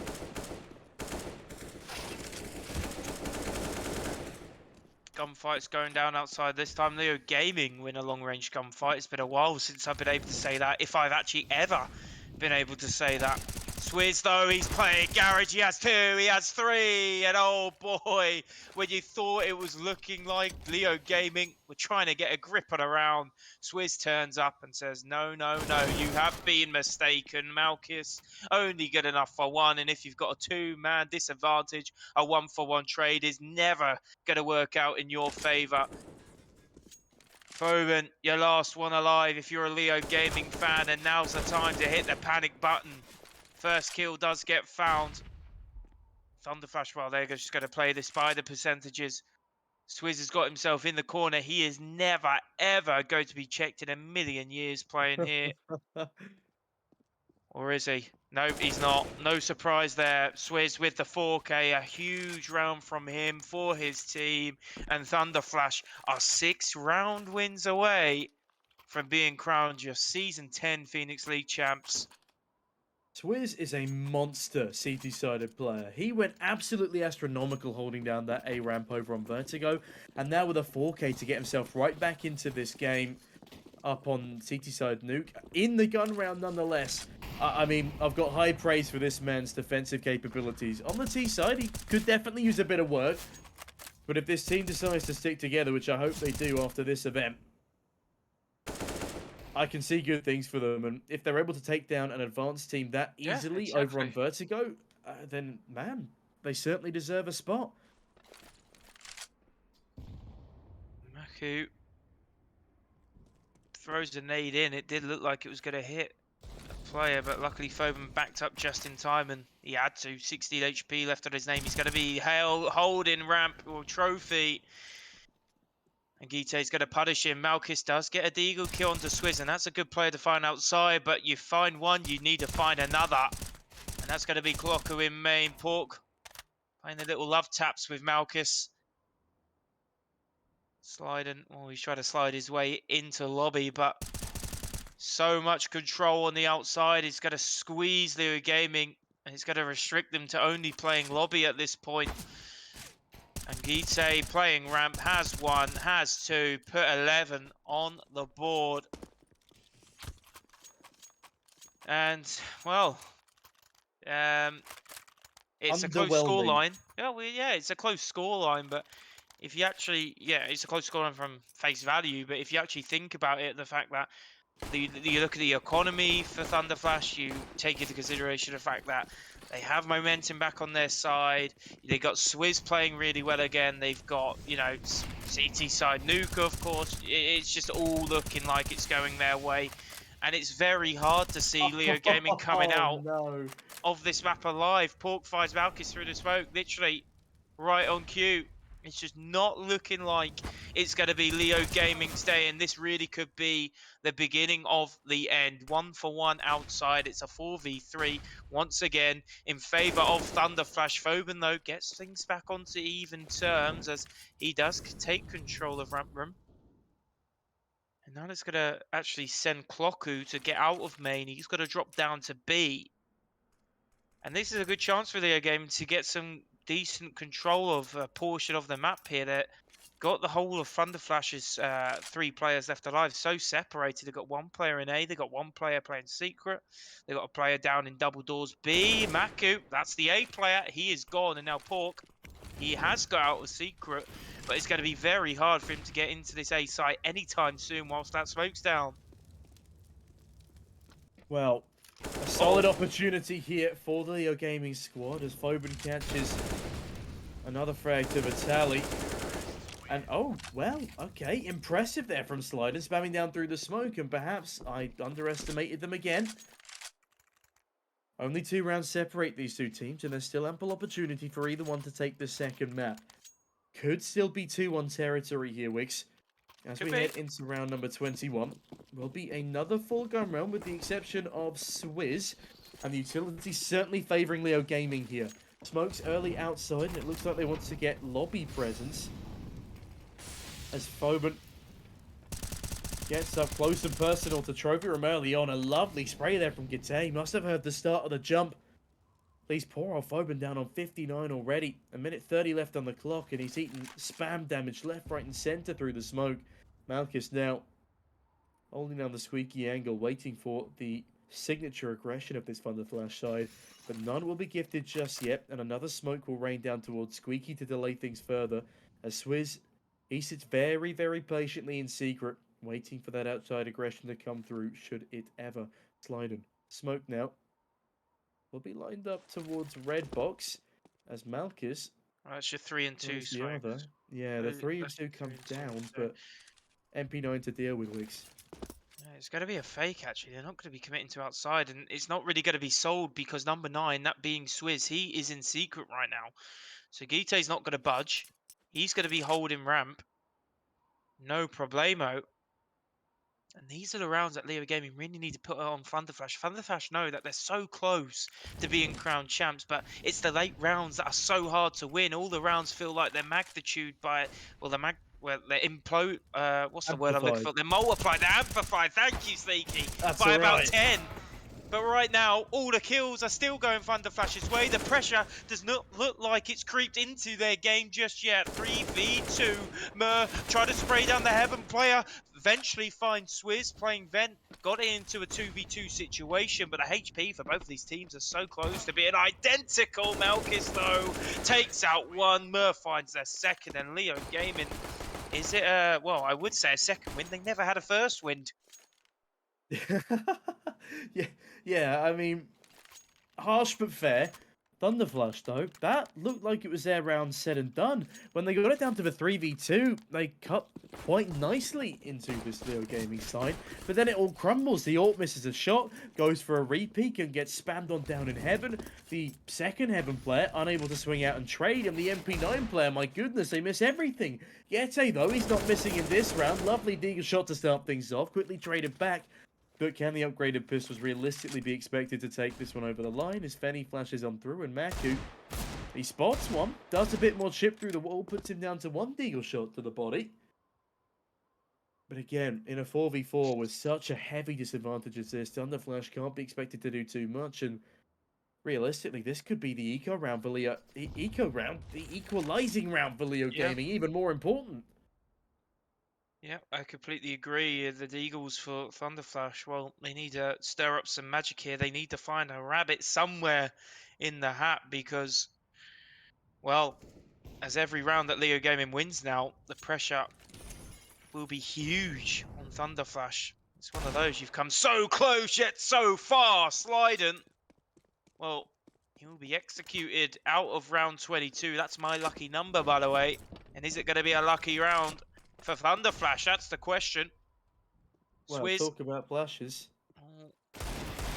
Oh, if he finds that kill, how different this round would look. But right now it's 3 versus 3 still. The pistols in 2 hands, or 4 hands, should I say, of ThunderFlash. And Malchus, well, gets the bomb down. Oh, that's a hard shot to hit. He made it look easy. I think Pork, if he's wise, he just saves the AK here, but he's going to be committed to the side. Has 1, has 2, has the aim punch to play with, but he gets away with it, and it came close. But like I said, it's so far for ThunderFlash, and now Is it going to be one of those where ThunderFlash are thinking, oh, we're so close. They're within reaching distance. They can smell the metallic scent on the trophy. But LeoGaming, well, could they be taking it out the jaws of the Thunder? An AC/DC song lined up, no doubt. For if this one does come over the line, but sliding over the top instead catches the entry. And look at this change of pace. They're playing with actual confidence now. They're making territory. They're, well, scaring ThunderFlash into making silly mistakes like that. An overextension in an attempt to find a trade frame to even up these numbers, but nothing comes to them. Instead, it's a 5v3. ThunderFlash look depleted. And as the flashbangs rain on into this A site, they only have a single player here. Clock who goes down immediately, and Slider finds another outside. Swizz now 1v4. But he's completely locked out of this bomb site. For the first time in quite some time, LeoGaming are back up in the lead. Make that 12-11 as there's no chance of Swizz even saving here as Malchus walks on into him. Beautifully done. Lock spam for a little bit of a rubbing salt in the wound. Yeah, and these are the gunfights that LeoGaming weren't winning on Vertigo, and suddenly the match feels like it's completely flipped on its head within the space of 4 rounds. Like LeoGaming, suddenly they're alive and they are kicking, and ThunderFlash really aren't coming that close to winning any Angels here. And well, that's certainly LeoGaming warmed up, shall we say? Now up to ThunderFlash. Can they just hold their own? Mert says goodbye to Gite. Pork has creeped through outside, but the USP needs to be perfect. Not quite perfect, but he gets away with it. But Leo, they're on B site, and well, this is going to be pretty much round over. Pistols again for 2 out of the 3 players left alive. Pork, well, he's still got the AK again. I'll be very surprised if he goes for it, though.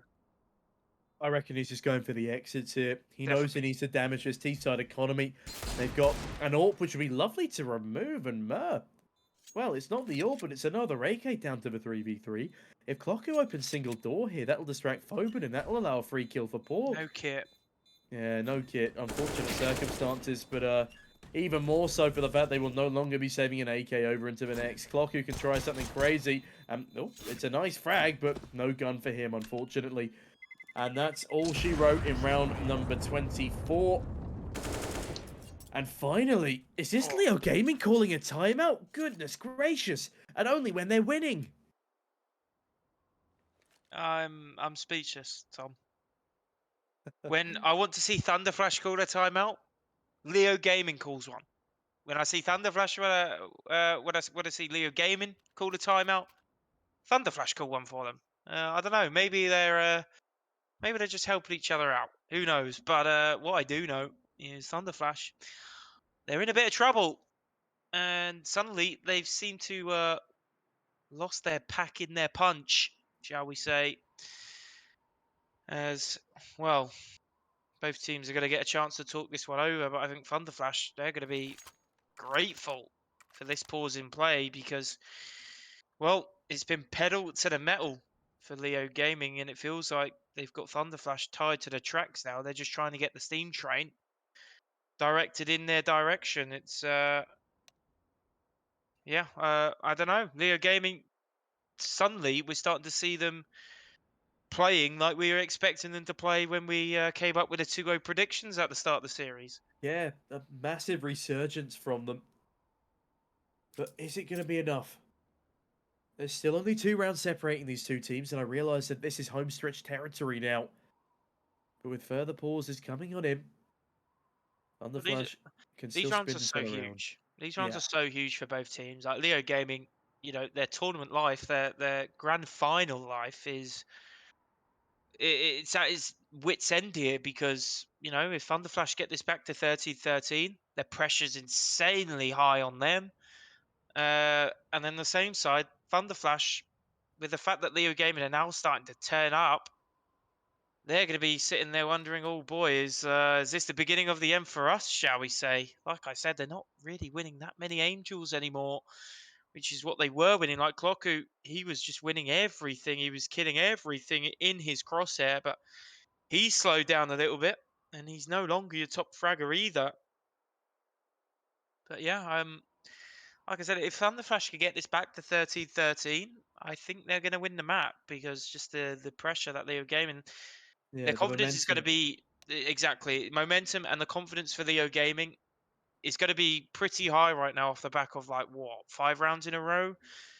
As soon as I can like check you. Yeah, 5 rounds in a row. Brilliantly yeah, done by so them as well. ThunderFlash, if they come back and just kill that 5 round momentum, that 5 round spree, and they start winning the fights again, LeoGaming's confidence is just going to go right back down to ground zero. Yeah, So I'd say so. a big next 2 rounds. If LeoGaming win the next two, well, I think we're going to Ancient. If ThunderFlash Oh, win the hello. next two,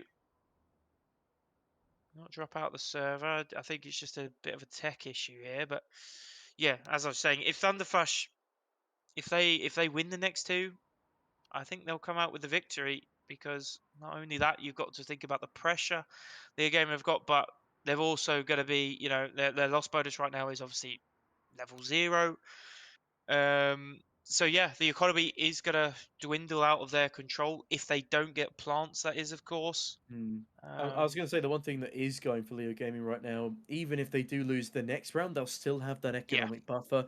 Malchus has 8.6k after buying an AWP, full util, and Kevlar. But Foban is doing pretty well. Mur will have the money to buy it for himself, and Fenny, I mean, he's 7k pre-buy, so he'll still have the cash as well. Don't know what Slyden had, but on the flip side, you've only got one player who's going to be able to. No, I lied. He's not even brought up into this round yet. So it will be ground zero in terms of bank balance for ThunderFlash. If they do not win this round, they basically lose the game. They lose the economic game. They lose the chance to win this in regulation. I it's mean, they might make certainly it to overtime, but it would be a tough slog to get there. it's certainly a 2 rounder for LeoGaming here. If they win this one, they're pretty much guaranteed the next because ThunderFlash, with them being on 11, they'll be playing for overtime. So, this is a big round for LeoGaming. Obviously, the ThunderFlash map pick as well. It's a bit of shock, to be honest. I thought if ThunderFlash are going to win any map in this best of 3 series, it was going to be this one. But how wrong I could well be. Well, just goes to show there's not really much you can predict in today's day and age of Counter Strike. Always upsets being caused. There's always swings and roundabouts in series. Good to see that we got Slyden back in the server as well. 10 frags to his name. It's Could nice to see that they're being like good sports as well. in the heat of They're battle. they're using their timeouts to help out LeoGaming after their one ticks down to 0. Unfortunately, I don't think they've been able to activate the tech timeout. They've been using their 5-minute counter instead. But yeah, great sportsmanship here. Even though ThunderFlash are the ones losing, they still opt to give their opponents that chance to get back into the server. And yeah, so after about, I'd say another minute, just to make Shouldn't be sure too much everyone's, longer. I mean, yeah, Slyden's brought up. I believe the hold up here is Maku's actually gone to the old water closet on overpass. lovely, lovely. He's gone to toilet, so he'll be back He'll be in a hopping back over in yeah. just a couple moments. But it gives us a chance to take a breather as well. Let's not forget. Yeah, Obviously, everyone take a sip of water, stay hydrated, my friends at home. absolutely, it's the most important thing. So easy to forget. I'm a bad one for forgetting Yeah, I've to keep literally I've had myself one meal hydrated. today. I'm Oh bad boy, with food and water. yeah. I mean, I've been playing a fair amount of silver games today, so I'm Saucy not gonna lie. goose. Before I came onto the cast today, I dropped 38. So Sheesh. yeah. I can't lie, my last game in silver to rank up to level 6 was the worst game I've ever put up in the hub. I got 1 kill on T-side nuke Oh and then boy. I dropped 14 on CT side. But man, that T-side made me sad. And well, the T-side will be making one of these two teams sad in a minute as well, Wix. But which one will it be? Can ThunderFlash cling onto things with the CT side advantage?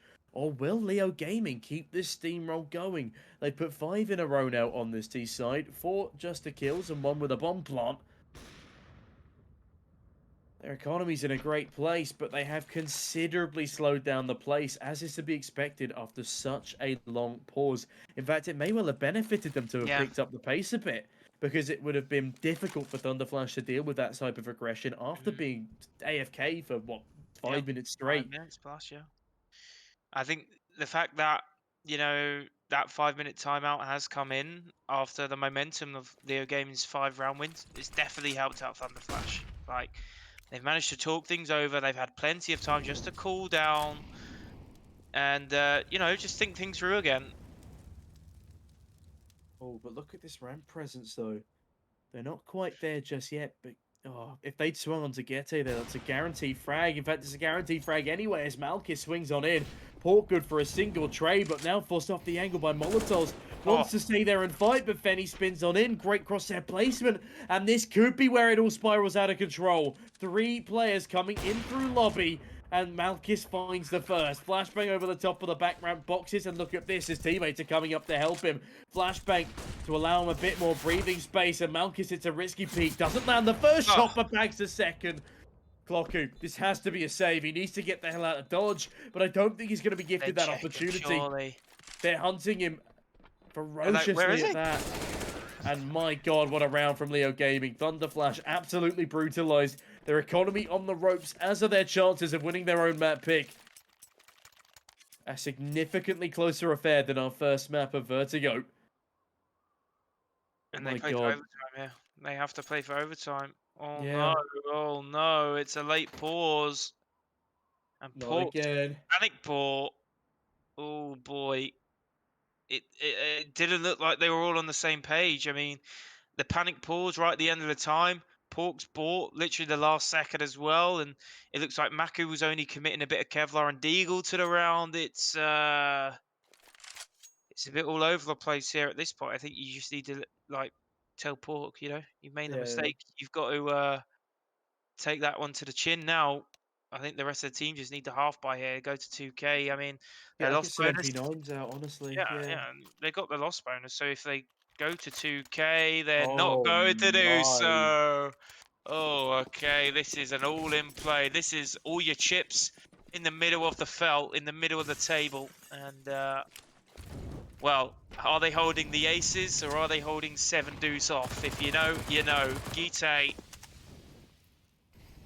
trying to get some try to get some damage done through the smoke with that MP9. Swizz is going to take a HE to the feet, going to do 30 points of damage to him. Gite once again trying his luck, comes out with not quite the jackpot, but certainly a minor, shall we say. People who don't play poker, that sounds very strange. Sliden. Here's these steps actually. I wonder if Gite saw the fact that he's gone down to B. That may encourage LeoGaming to start pushing out through ramp.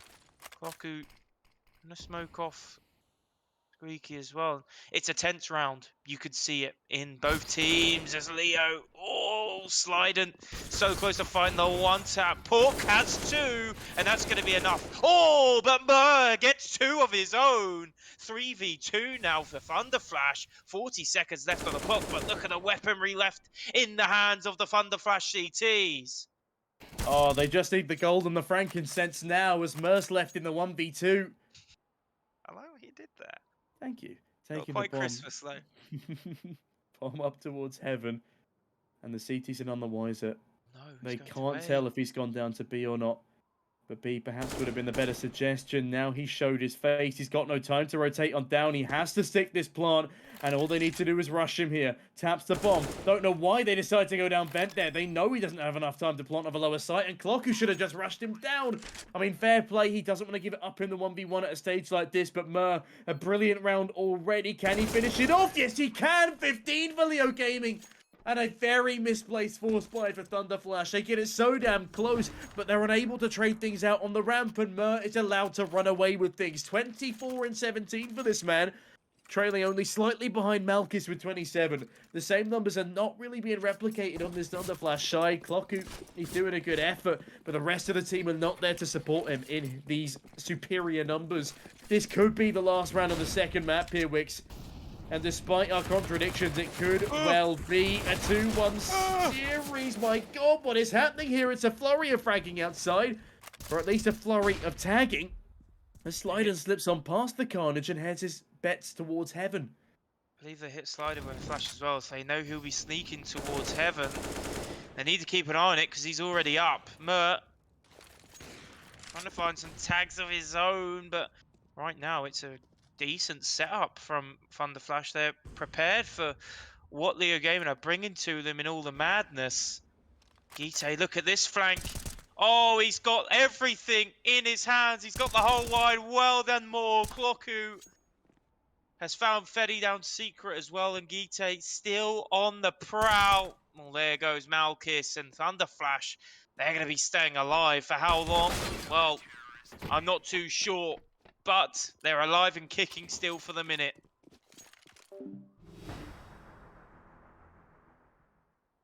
Yeah, things couldn't be closer. Still plenty of money to hedge out a buy in this round for LeoGaming. A couple of drops needed to come over. But if they do lose this one, their Money's economy's not going to be a good. little bit messy in the next. So this is a 2-rounder for ThunderFlash. If LeoGaming don't get a plant down here, well, it's going to be eco. Suddenly, you've got the whole 30 rounds, and it'll be buy versus buy for overtime or map 3. I don't think ThunderFlash want to let things spiral any further than they have. They want to close things out in the second map. Get it done nice and cleanly before their opponents get a chance to realize how badly they played in the first. It's a very slow pace. Tensions, no doubt, through the roof right here. Clocku patiently bides his time by lower sight double doors. The rest of LeoGaming, with the exception of Mer, who appears to have gone hunting down secret already, they wait patiently in lobby, waiting for what could very well be an A split here. At least it looks like that's what they're gearing up for. Malkis will be going up towards Heaven, and I'm assuming that Molotov will be for top hut, and Maku on the receiving end of it could be in a lot of trouble. And yeah, I do think it's going to be that A-side execute. Wix glass is smashed late to give as little notification as possible, but a great reply Molotov. Stop things short in hut. Oh, but that's a terrible idea from Maku. Why would you re-swing that? You got the info, you see too.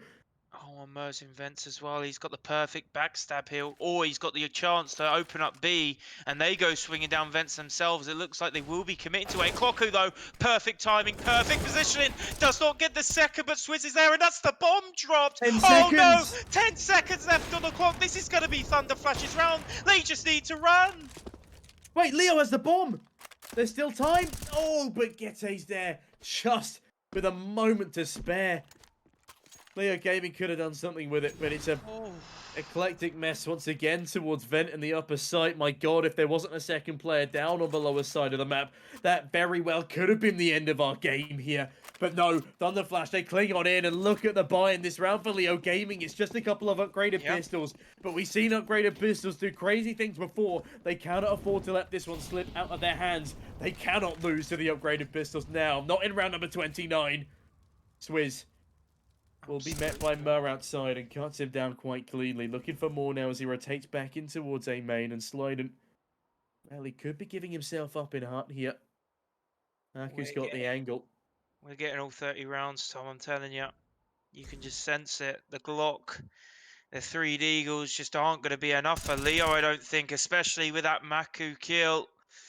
Yeah, this one is going to be staying alive for a little bit longer. Pork going to get a little love tap, but all in all, it's going to be blue kills in the kill feed. 5 alive. Perfect round out of ThunderFlash, and what a time to make one happen. They've got full util, plenty of money left over. Of course, you don't need any money left over past round 30.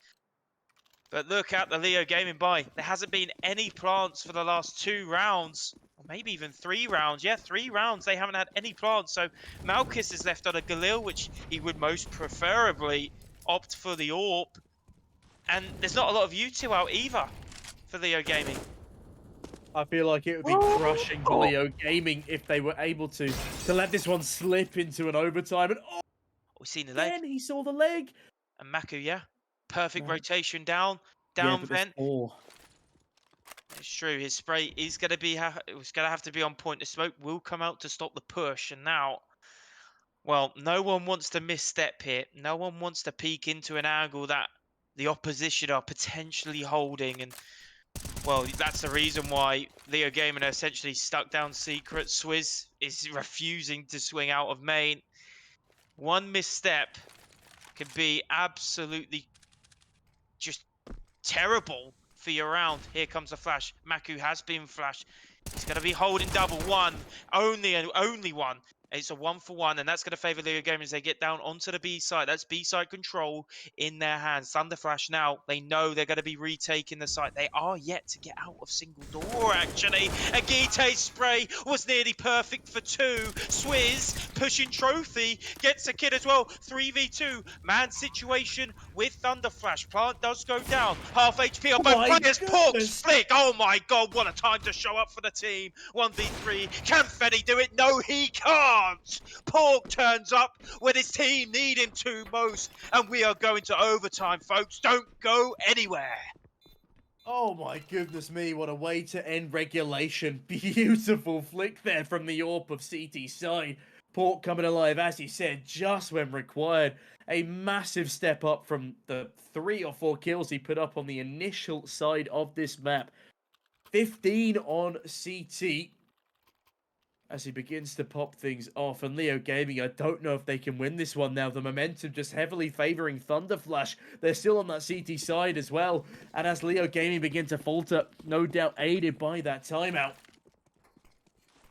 This is where the CTs desperately need to step up. Yeah. Good util outside as well. Smoke's cut things off and a bit of chip damage done to Mert. Yeti.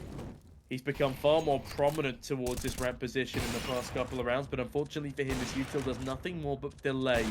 Still a minute 30 left on the clock, and those smokes towards outside were a fake. Pork has used up a lot of his utility dealing with it, along with the rest of the squad. And another really bit of fell for it, util used though. up. They've got Swizz down on single door stairs for secret push, but yeah, Malkis. Oh, gets the leg and Gite. I tell you what, he gets out alive there by the skin of his teeth. And at least he can give a little bit more info over to his team, despite being on 19 HP. Feddy's going to eat a HE. Felt like they should have done a lot more damage than 22. But my oh my, these are the nitty-gritty rounds that you really don't want to be making a mistake in. Like I said before, one misstep, one misplay, one frag that you should have got and you didn't. It's going to be terrible for your chances as Pork. Well, he's not stopping yet. He's got the first kill of the round. Maku's here for another, only good enough for one as the T's do get out onto the A side, but Clocku's here. He's holding strong. He has 2. It's all on Malkis with the AWP, and surely he has absolutely no chance of winning this round. And ThunderFlash will be striking first in overtime 1. And with the momentum, it feels like, Sneaky, we may only be getting 1 overtime. I mean, from a 16-2 to an overtime, LeoGaming have certainly stepped things up, but they weren't quite able to close it on their opponent's map in regulation when it was required of them. And now, as ThunderFlash continue applying the pressure, I do believe we have a 16k overtime, so money is at least no object for the time being, but that grenade certainly is. In fact, it's a huge hurdle, as Malkis is already down to 58. Maku dancing around the same old position, waiting patiently for Slider to make a misstep, and he does exactly that. Great shots rattling on through, and the bomb may even be spotted. A lot of tick damage dealt, but Fenny can find the trade. Foban onto 4 HP of his own volition, stepping through Molotov for no reason. Will soften him up quite nicely for this ThunderFlash squad, especially on those A1Ss. But a double AWP setup still in play here for the CTs. Is that going to be beneficial, or will it come back to bite them in a stage such as this? Oh, Swizz, the timing somehow works out for him. A 180 onto Mur, and the AWP gives up its position outside. Pork flashes over. This could warrant a swing. But a man advantage retained for the time being, and a smoke dropped over to the ramp player. Perfect decision making so far from ThunderFlash. Yeah, it's just all going ThunderFlash's way right now. 4 versus 3. Oh, should have been 4 versus 2. Pork misses a sitter, and they've got down vent, LeoGaming, and that's the B side taken. They've got no players apart from Gite down, and the smoke's going to be out to pretty much counter the Grenade. AWP. HE grenade's perfect. Molotov's going to find the planter, Oh my and god, the Pork has util! his util down to perfection, and Malkis was left in a 1v4 last time. He's now got a 1v3 to defend the C4, finds the first, is looking for the second, swings out, but Pork, he has the trade, and he has the defuse.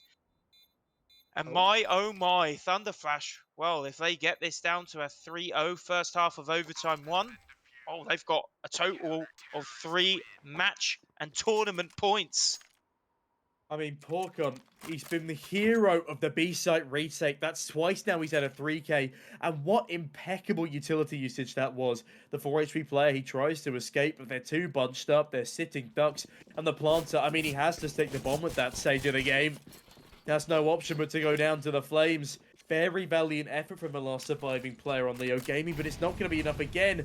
They do change things up here. Swizz is being held down by Malkis for the first time in a while, but a smoke grenade will cut off his vision. Brilliantly done there again by ThunderFlash, as their util has really started to pick it up, especially towards the latter stages of the second half. Malkis with a grenade to reply, but it does nothing but nade the door off. Maku another smoke to delay, with a minute 20 left on the clock. LeoGaming, they are going to be desperate to put this round in their back pocket, otherwise they can't win in this first overtime. They will be forced to take it to a second, and that's a lot of pressure riding on them, especially after being up by 4 rounds at one point. And the barrage continues, but look at this delaying util from ThunderFlash Wicks. They've already got it down to a minute without taking any contact, and that's a good grenade. But Maku only onto 83 as they look to readjust their positions in lobby. Mer, though. Mer is a difference maker. 25 and 23. Not had a kill in quite some time, but that's a pretty crucial one. And Maku an even better trade as Gete finds another. And LeoGaming, they can't hold on to an advantage for long, but Maku... I mean, Maku's genuinely been pretty abysmal on the CT side, running into every fight you can find. But that's a lovely shot from Gete to even things up, and Fenny now 1v3. What can he get done? He's being closed in upon. The swing means nothing. That's gorgeous from Pork. 18 to 15, and now only one more round needed. A good half from Clocku will not be replied to this time. The sportsmanship starts to fade, as do Leo's chances of winning. And now, it's backs to the wall for LeoGaming. It looked like it was going to be so certain to see a map 3-0 Ancient, but now it's looking near impossible that we're going to be seeing a map 3 Ancient. ThunderFlash just have all the momentum, but let's not forget, LeoGaming, if they have the same start to this overtime as they did with the second half of their CT side, there's no reason why they can't get 3 rounds back to back. Yeah, I reckon they definitely have it in them. ThunderFlash cannot afford to rest on their laurels. Hopefully they can remember what was working for them in the first half of this game. It seems like aeons ago at this point as we hedge into round number 34, Wicks. But warp shots, they rattle off. They're not going to connect just yet. Pork, he's trying his luck, but instead it's just giving up his position. Phobon, though, has a smoke in hand. Very risky jiggle peek, but does manage to still get away. Will continue to delay towards ramp. And with him not going down, ThunderFlash still don't have any way into either of these sites. And they've used a boatload of their utility on Clocku and Maku to make pretty much nothing happen.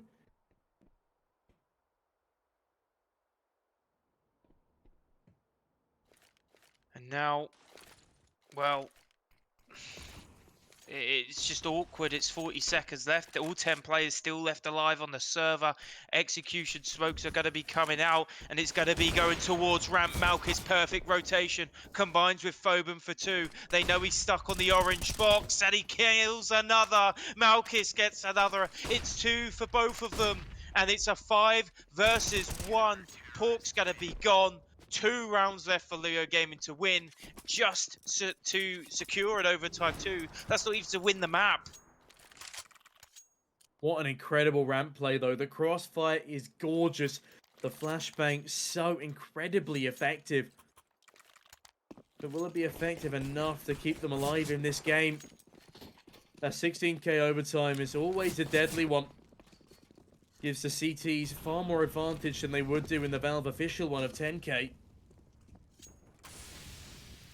A lot more breathing room for the buys. But very little breathing room left right now for LeoGaming as ThunderFlash still sit on that tournament point. Brilliant smoke wall there. It's not what I've ever seen before. It does require 4 smokes to get done, though. Oh, and Merp. He doesn't require any smokes to get the job done here. Flurry of fragging coming his way again, and Pork doesn't stand a chance. I do not know why they don't utilize their fantastic smoke wall outside. They run in through A main instead. They get mown to pieces. And ThunderFlash, it's a messy, messy round. 2 rounds in a row now, they've been only able to steal away a kill or 2.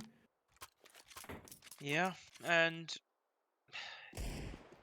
again, I'm surprised that they just haven't called a timeout here. You may as well. Like, LeoGaming, they have all the momentum. You seem a little bit out of ideas. It looked like you had everything you needed to at least get a bomb plant down, but just couldn't make it happen. But ThunderFlash now switching it up, going outside. They've sent 3 players actually to outside, and Mur, well, he has one hell of a mission to do. Actually gets stuck on a player, and he obviously hasn't noticed that he has, because 3 have snuck behind him. What is going on here? no. He's going to turn around, has the 2-man spray down. Perfect lineup, doesn't know Swizz is there, but he gets the message, and he gets it down. And now, well, get overtime 2 on the board. I can't believe this, honestly. Mur on for the ace. And he's gonna find an ace in the last round of the first overtime. What a way to send us into the second stage. Goodness me.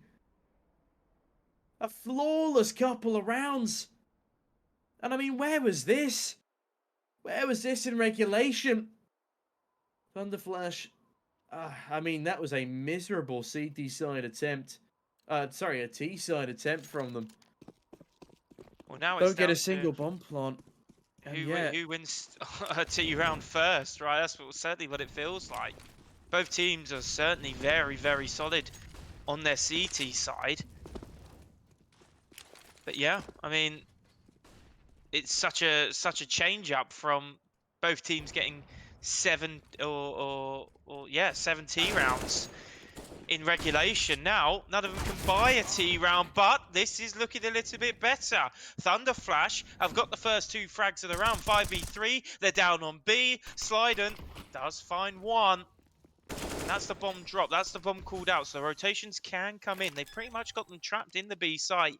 And now it's just a retake situation for the LeoGaming. Maku sneaking down secret a little bit late. 1 for 1 is good enough. Oh, but this rat kill. Oh, Big 2. from, Well, 2 versus 2 now. And yeah, sliding over towards single door, realizes that this bomb time is ticking away, but they do realize now that both are on top site, or at least I thought they did. Oh, it's messy from Swizz, but he toes it over the line off the back of their first entry kill in overtime. They do get the round, but only just. Can they replicate that again on their T side? And if they can, I mean, how long can they keep this up? Yeah. LeoGaming letting the first overtime CT round slip, and they will be kicking themselves for it. They had the opportunity. They just didn't notice the 2-man topside play on B, and it will be haunting them, no doubt. Yeah, it really is. I mean, any round from this point is just no pressure. It's a no pressure round for ThunderFlash. Anything they get from this point on is pretty much a bonus. I mean, 2-1 in an overtime is pretty standard. Well, in favor for CT, of course. So if they do get 2 rounds, considering that they're coming off the back of 3 CT rounds on overtime 1, well, ThunderFlash are going to be feeling good. Oh my goodness me. How the hell has that happened there then?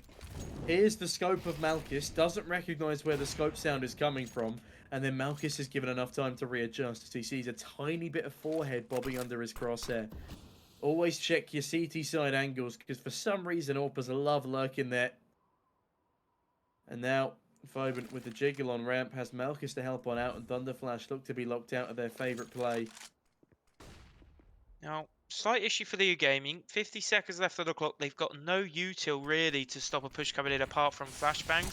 Molotov and Smokes are going to come out and slide and playing top part has 2. Looking for 3, looking for 4. Not going to get the 4, but 3 is plenty. Fedi's going to finish it off, and LeoGaming, well, this is a big, big round for them coming up. They need 20 on the board going into the second half of overtime. Otherwise, it's going to be ThunderFlash in pole position, looking to run away with the trophy in their hands. I mean, who needs util when you have gun? You know, 3 kills from top of the hub there. Very impressive display from Slyden. Man, it's getting late. Been a long day of CS for me. Indeed. And But I'm yeah. going to tell you, I'm cursed by overtimes in games that I cast.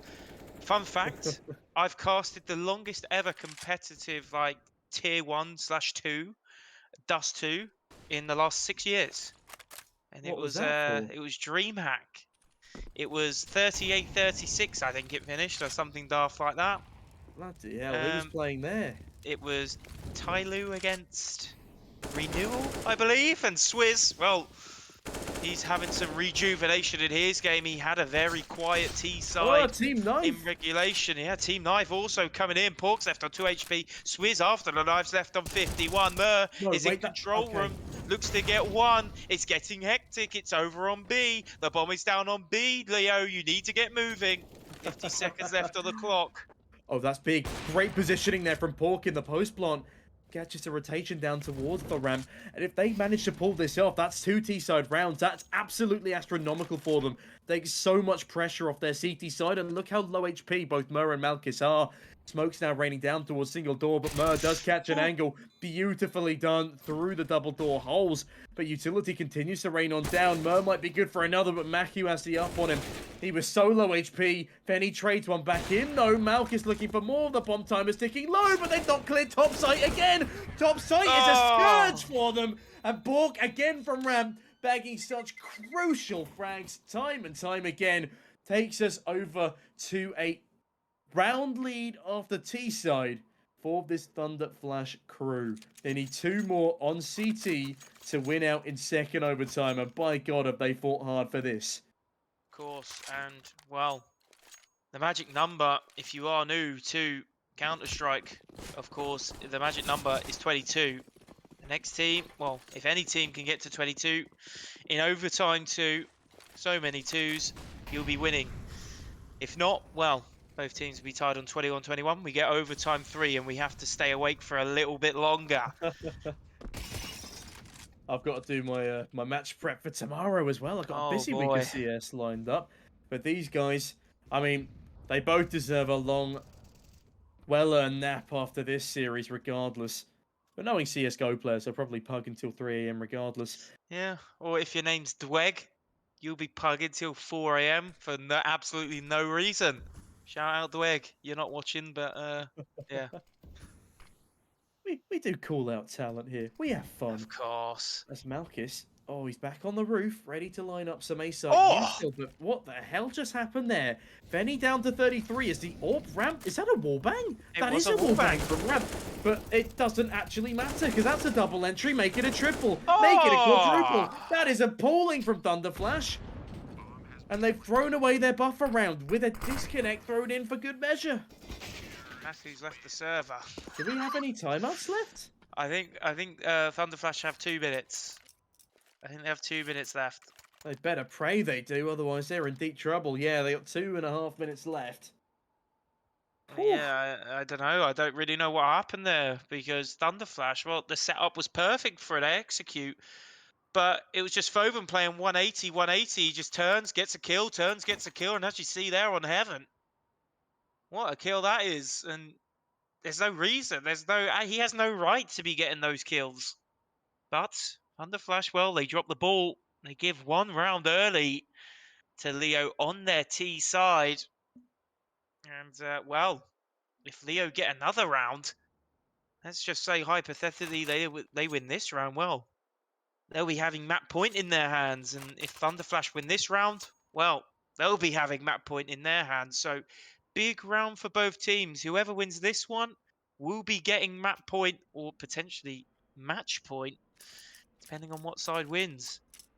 Oh, a stressful couple of overtime rounds, though, and I don't understand how ThunderFlash let things slip that badly on A. They had a four-man stack there, but they don't get a single kill in the flurry. And as we unpause things now, We're ready to go. we will be ready to go. And man, a lot of pressure resounding on both of these teams here. Of course, LeoGaming, previous season champs, higher rated team overall. They've got the experience behind them. So much pressure on their heads right now, and a grenade on top of Mers for added bonuses. Molotov doesn't actually delay Mer on the drop, and I'm not sure if they're going to realize this. In fact, it goes a little bit too deep to Extinguish, cut yeah. off this secret push. They walked on down now. Oh, that's Oh, aggressive. that's big. And Walked what? onto first. He's got titanium testicles on him, Tom. At this stage of the game, for you to swing out secret, or excuse me, squeaky, with an AWP in your hands, that just takes a silly level of just pure guts. Oh, but Clocku. Oh, oh. Flocku's got guts as well. In fact, he spilt them all over Secret as he mows through two players. Into the 4v2 we go. And Malkis, he chucks a Molotov over, but Malku replies with an HE. Malkis, thankfully, cowering behind the corner, avoids the damage, but that's a big kill from Maku. Leaving just Foben in a 1 versus 5. Gets nothing done. I also can't count. It's 4, not 5, but it makes no difference. Well, I'll give you benefit of the doubt. There were 5 players left on the server. All right. Thank you. Thank Alive. you. But all in all, I mean, the quick maths are there. One needed for ThunderFlash to get themselves the trophy, the tournament, or will we be going overtime 3? Well, that's the question. We're about to find the answer within about 2 minutes' time. Hold your horses, folks. Oh, Hawk, that's big. Another That entry is. frag on the AWP. He's just unstoppable, Wix. But I'll tell you who else is unstoppable right now. LeoGaming, as they run completely unattended outside the secret. If they can get this bomb down on B, we could be in for a bit of a tumultuous time. But Clocku and Fenny, they go 1 for 1. Oh, Wix, is this going to be it? Or will the 4v3 be enough? Oh, is it the beginning of the end for LeoGaming? Or is it the beginning of what's going to be a Another very overtime. long night at this rate? That's the big question here. The problem for Leo is all 3 of them are on half HP or worse, and well, they've got the man disadvantage as well. Bomb is on the back of Malkis. He needs to really try and stir the cauldron here. Try and come up with some black magic or something, because it's going to take a lot to win this round. They're going to have to sell something to the devil, really, because I mean, ThunderFlash should be running away with this round. They have so much control of the map. They have so much control of the site. The time is also on their side. They're down onto B now. But you can see the tension. No player willing to make a mistake. That's a big kill for both sides, as the Molotovs will get both CTs out of the ramp position and prevent them from peeking to stop this plant coming in. 15 seconds left, though. No bomb plant, and it does come in eventually, but not before. Oh, there we All go. players are dead on the server for LeoGaming, and that will be ThunderFlash, your Season 10 champions. Oh, what a way to finish. It was such a tightly contested race, especially getting down to the wire there. Oh, but man, well deserved for ThunderFlash after a 16-2 domination over on the first map. Switching things up to win in a double overtime. It seems almost poetic. That's the way we round things out. And well, it seems that your green screen's given It's up fallen on you as asleep. well, Wix. But It's it's fallen been asleep. lovely to join you for this finals. And thankfully, we don't go to a, 38-36. Either way, Wix, I mean, pleasure again to be casting this grand finals. It was a lot of fun and some great Counter-Strike played with the underdogs taking the lead. And that's exactly what you want to see from a tournament like this. A wonderful upset to round it out. And they will be taking home the grand cash prize. Yeah, yeah, and that's it from us for the season. All done. Yeah, big shout out to some people behind the scenes. Thanks, Retro, being our observer, our producer today. You are an absolute legend. Bander as well, owner of Felix, a great guy. And yeah, hope to see more teams, of course, next season. Be sure to drop a follow on the stream. Be sure to drop a follow over at the Felix League's Twitter account. Make sure you stay up to date. Make sure that you get yourselves into season 11 because, like we saw this season, we've got another brand new champion. Could it be your season next season? Well, you need to be in it to win it. That's it from us this evening. It's been an absolute pleasure from me casting for Felix this season. I hope to see you again next season. We're going to sign out. I'm going to get off to bed. And have a good rest of your weeks, folks. Goodbye.